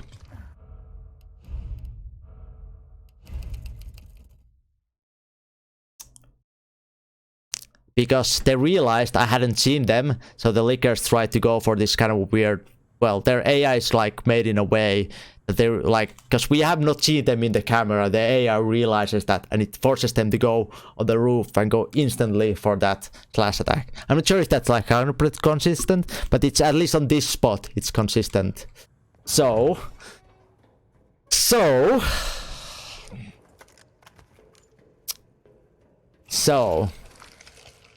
The way I do that section, we have to do a little bit of backtracking here just because this checkpoint is absolute garbage here.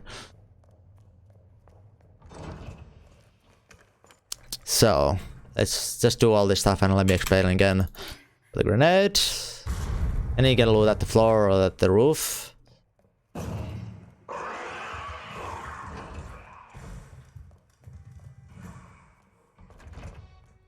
On the stairs gates, this railing is fine, so we can do a quick turn close by. This one is the funky one, so we have to walk a bit more forwards. This one is still fine, so we can quick turn right next to railing. Oh. Okay. Do the flash. Keep going.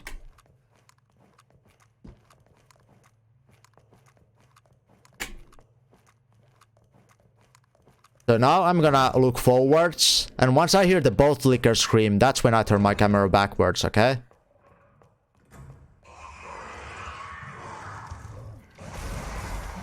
As you can see... Oh shit. Okay, we had a bad RNG with the second licker, but usually after that, you wanna run a little bit further up from the lickers and then throw the flash.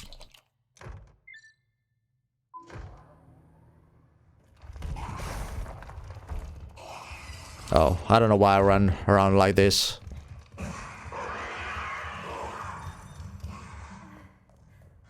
I can just say these lickers are fucking memers. There's like billion and one things I could talk about them in each situation, but just practice this section like trillion times. Also at this point we've used both of the flashes on the first slot. So after this usage, it should switch the thingy on the first slot here, which will help us. Well, it'll make next menu a bit easier. Thanks, Tim. And here is the biggest RNG meme. I mean, recently the way I've been doing this is just running here, doing a quick turn at this console and having camera on them. But now we got this really bad RNG where their licker was like in staggered and rushed to the hallway. And shit just went down. I don't know. Just... I can like make 2-hour video on this section alone, so I'm not gonna talk too much about this, but let's just say it's fucking AIDS. and you just hope for the best. So here, when you come up with IVs, there can be a couple RNGs. There can be one IV right here. There can be IV on the further path here. Most of the time, if the IV is here and he's looking the other way, you can usually just run past him. He's kind of standing and chilling and doesn't react to you even if you run past him most of the time, but it's risky. So do it at your own risk, okay? Or you can just shoot him with the spark shot. In this situation, we have no close by IV, but we have IV here. So if we don't want to shoot at all, which we rarely want to, we take this line here. And we go here. On rare situation, there's Ivy there also. And if he aggroes super early on, you have to shoot him. Then we put this in here. On standard difficulty, you don't need to do anything extra here after. You just have to go get the upgrade and run back. These Ivies won't stand up in time.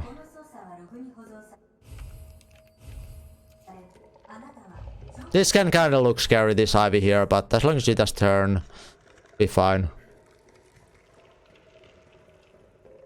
One to note, there's Ivy on the right corner here, right after this door. So for safety's sake, you want to do a quick turn to the left instantly to guarantee that one of the few rare RNGs where he's kind of walking towards the door won't get you, okay? So you want to do a quick turn to the left and then just go by the door here. And here this is the worst RNG you can have, is the Ivy in this corner. Because if I stun him here, there's a chance he's blocking this left pass, like this. Obviously this time we kind of managed to push him over. And going on the right is a bit riskier because there's Ivy on the right. There's some RNGs where you don't need to shoot at all. But in general, if you're learning this game, just shoot the Ivy with spark shot. Or pistol if you have enough ammo. But you always want to have one pistol ammo for the very last zombie of the game, so just make note of that.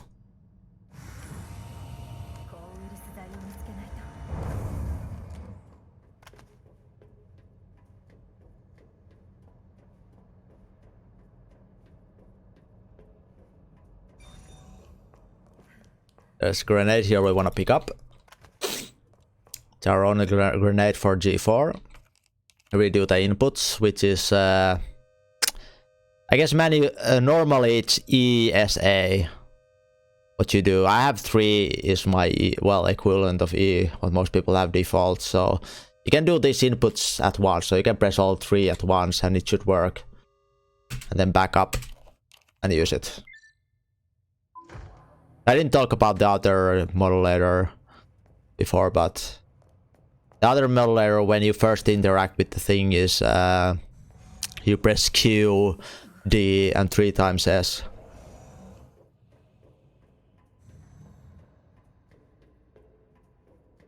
So the first time is Q, D, S, S, S. The second time it's E, S, A. You interact and you cancel right away on this cutscene. If you need to make a boss practice save, it's right there, the save thing. Alright. Alright, alright, alright. You also get an auto save right here, so if you want to practice this boss, it's really easy to do. I guess I don't need to turn graphics off for this. So, the way we do this fight is we do the 3 spark shots on the eyes. And then we knife him to the death. But optimally you want to learn how to do the quick knife swaps for this fight. This is probably the only fight where you need to do this is the only fight where you need to do quick knife swaps on Claire run. So how the quick knife swap works is you gotta make sure you know what weapon you're equipping. So for example, I'm having spark shot here, and most likely you will have a spark shot here to begin with. Because you will have to use the spark shot on the beginning here. So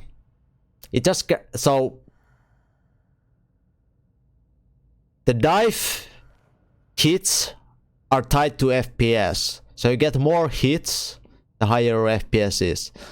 So in this boss fight there's one section where you drop a lot of frames, so I just turn my graphics down to guarantee I have 120 FPS on the whole fight. all the time. That's why sometimes people turn down their graphics for boss fights. Because it's really important in boss fights that your knife does maximal damage. But yeah, okay. Back to the quick knife swaps. So, make sure you know what weapon you're equipping. So we're having Spark Shot. So when we're knifing, we knife the boss. And during the knife animation, it's safer to do it at the beginning of the knife animation. You open your menu. Hold on. And then, since we have the Spark Shot equipped, we swap the knife. And once we close this menu down, we tap 2 to equip our pistol. And then we tap our sub-weapon button, which is space for me, to hold the knife button again and keep knifing. So we don't get any delay switching to the next knife. Because normally it would look like this. So if I'm knifing, and I've snapped the knife, you get this animation where you swap the knife. But, okay, we have pistol equipped. We swap the knife. And now I'm gonna press 4 to swap our Spark Shot, and then press 4 right after.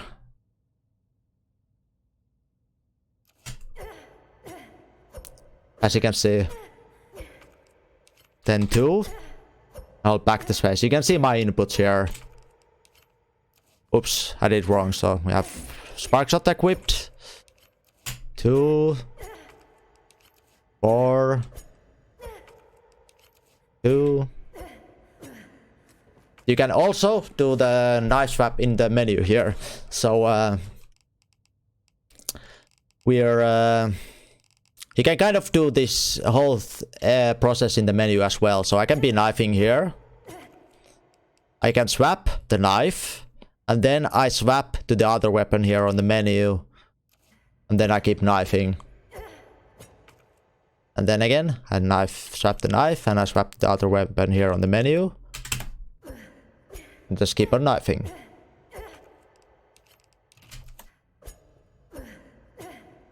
That's the 2 ways of doing the knife swaps, okay?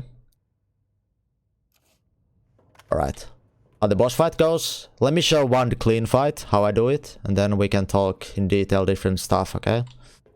So Spark Shot the eyes. Start with the leg eye, while backing. Shoulder eye. The back eye. Go from the right side. Start knifing.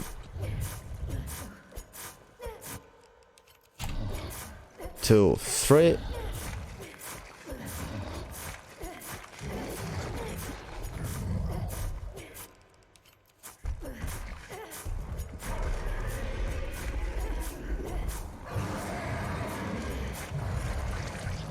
Yeah. So, one way.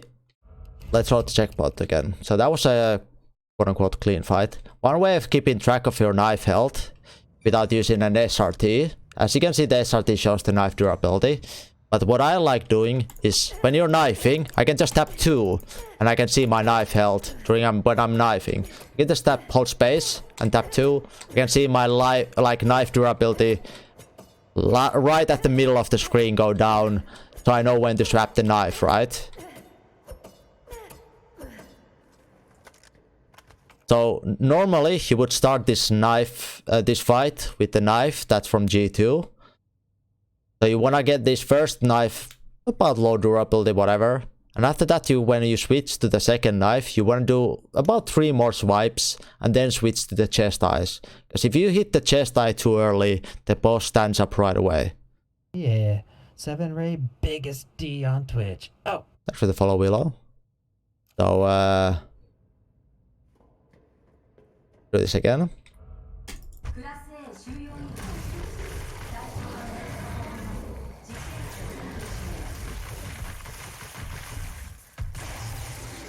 Oops. Damn. So I tap 2 here just to keep track of my knife health here. 3, and then we sweep the chest eyes.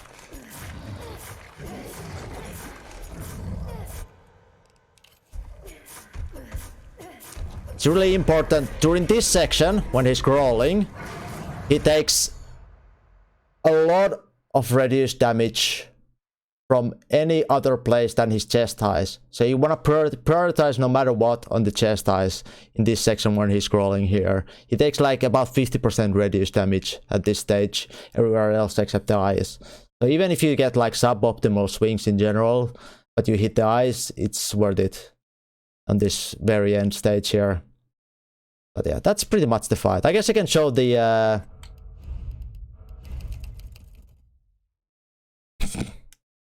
Damn, I'm not answering that question. I'm gonna show 2 knife strat. So imagine if we have only 2 knives on this boss. If you had to screw up and use a knife here. So in that case, you actually need 4 spark shots on this boss. What we do is we cause G3 to go in a kind of a weird loop. Like, let me show this loop first here, so it's easier. There's a kind of a weird loop. If we stand on the side of the boss here, on the big arm side, we always does this backward arm swing. And we can just keep him on this loop most of the time. Obviously this time he did this kind of a mirrored thing. But if we want, we can just keep him in this loop forever.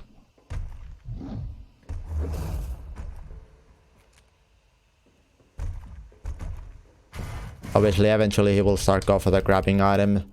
Grabbing the shit from the thing, but we kind of utilize that knowledge that we know how that works. Is if you have 2 knives only, you do 4 spark shots. So we start the fight with doing headshot spark shot, and we start moving towards the big arm here as well. We bait the attack, we go for the back eye, start backing up here. Get the leg eye. And the big shoulder eye last. And there's also a grenade right here if you really want to pick up a second grenade. It's right there. You can pick it up if you want. But after that you just do the fight same way. In this case we break about 1 knife and then we swap to the chest eyes.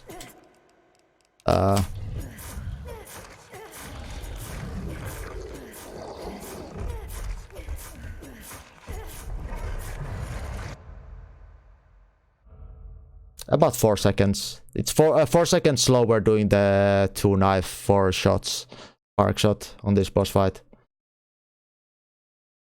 But that's like a safe way of doing this boss fight. If you well, it's a second way of doing this boss fight. But it also gives you a chance to get a second grenade if you want to be a safer on G4. But that's about it about this boss fight. There's... I guess we can talk about... So that's where we picked up the grenade when we packed up. But there's also extra spark shot ammo here if you need. And also there's a healing item back there if you need. Obviously you would rather have like a safety herb instead of a full heal. Because that's a first stage spray back there. Because you never want to heal the full heal as a Claire. Because you run slower and fine than Caution. So... yeah. And the last but not the least, we have G4 left.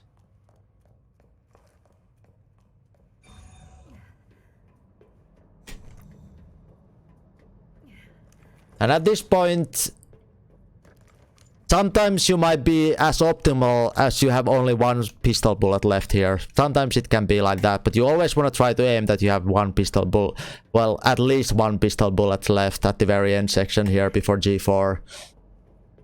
Obviously, sometimes you might have some extra shots and so on, but then you run back here, you get the last wrist upgrade, you go left, get to the elevator.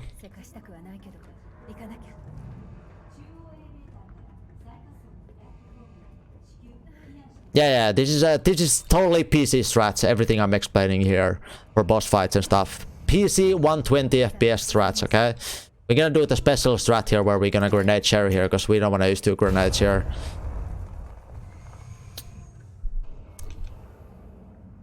Just to point out, don't use grenade on Sherry. It does not help with anything. But I'm only gonna show G4 with 1 grenade strat. Because it shouldn't be too much it should be too hard to learn G4 with one grenade only. If you just practice it right. I will show a couple of ways of killing G4 with only one grenade.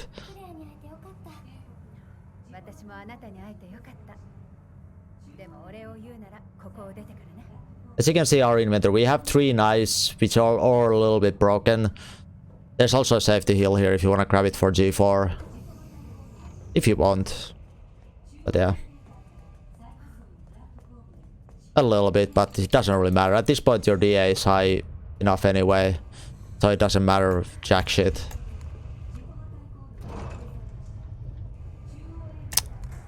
But yeah, so the way so since we have 4 knives on our inventory, right? And we currently have equipped our somewhat broken knife. The ordering, like if this knife breaks, the inventory automatically will go to the next most broken knife, and then the next broken knife, and then the, you know, and so on. So we're gonna do a little bit of a trick soon here where we're gonna break all our knives on the IVs, and it will go basically on the order of all these broken ones, and we're gonna have left only this most healed knife, because we only need this one knife on this boss fight, and we don't want to open menu and discard this manually because it's slower. So we'd rather break them on IVs in game so we don't lose any time on menus. So you don't need to worry about any of these IVs on Claire, you can just run. There's another safety herb here if you want.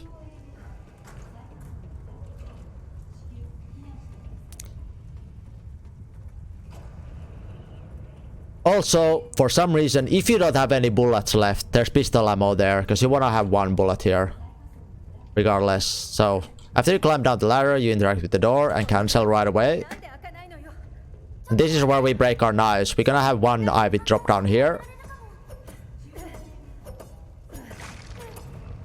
We kind of try to break all the bulbs while knifing down all this shit. But this is the last knife we're gonna break. You can either use this last knife on this guy, or you can spark shot him. Either way, I guess we can use it on here. This should guarantee us enough time to not care about anything. And hello, Nintendo. I've been just doing a tutorial, like a long tutorial about the whole Claire run here. This should guarantee him chill long enough so we can get past the door here. But yeah, and this is where we need the 1 last bullet you would have for this one zombie. He should die regardless where you hit him, because he's only on 50 health. Just make sure you hit him.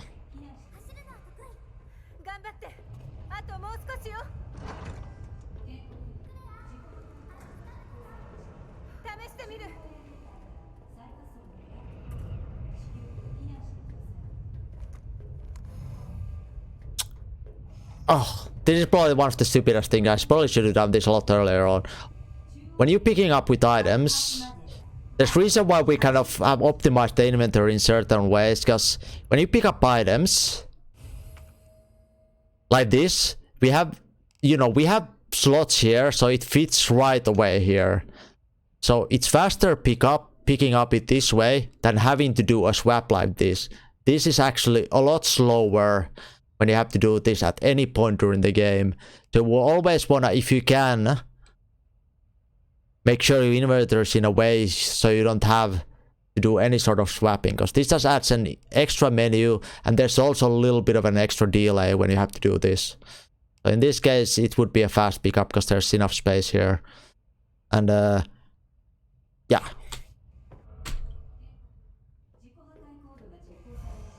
Little things. And this time we already had a second slot here, which like 2 slots here free up, so we can pick up this minigun right away. Sometimes if I didn't have, like if the slots were badly on my inventory, I would first use the plug here and then pick up the minigun, because it would just mean I could get the minigun on the place of the plug and I wouldn't have to do any sort of swapping. Oh, alright. D4. You minigun the eyes. You knife the eyes. You grenade him off the wall. You knife the chest. And then you minigun him again, okay? I'm gonna show... Let me try if I can get the optimal knife here. Optimal fight here. I wanna get as many eyes as you can. You wanna back up a little bit. Because he's gonna jump down, and if you don't move back at all, he will stagger you when he jumps down. Wanna try to get a good swing where we get as many many eyes. Wanna time the grenade so the eyes spawn more. Throw the grenade as late as we can so the eyes spawn back. Enough. Okay, we get the knife kill. Then we just minigun him down. Woo, woo. Okay, so let me show a couple safer strats, safer ways of doing this, okay?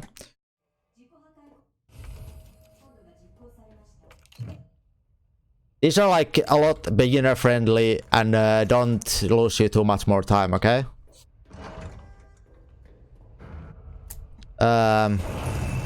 Basically what you can do, you can just back up to the back wall here.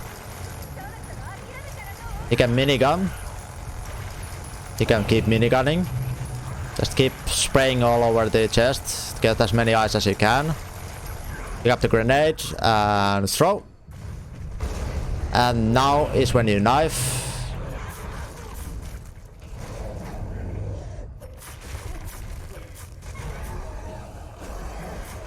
And then you back up here and minigun a bit more. And he should die about easy.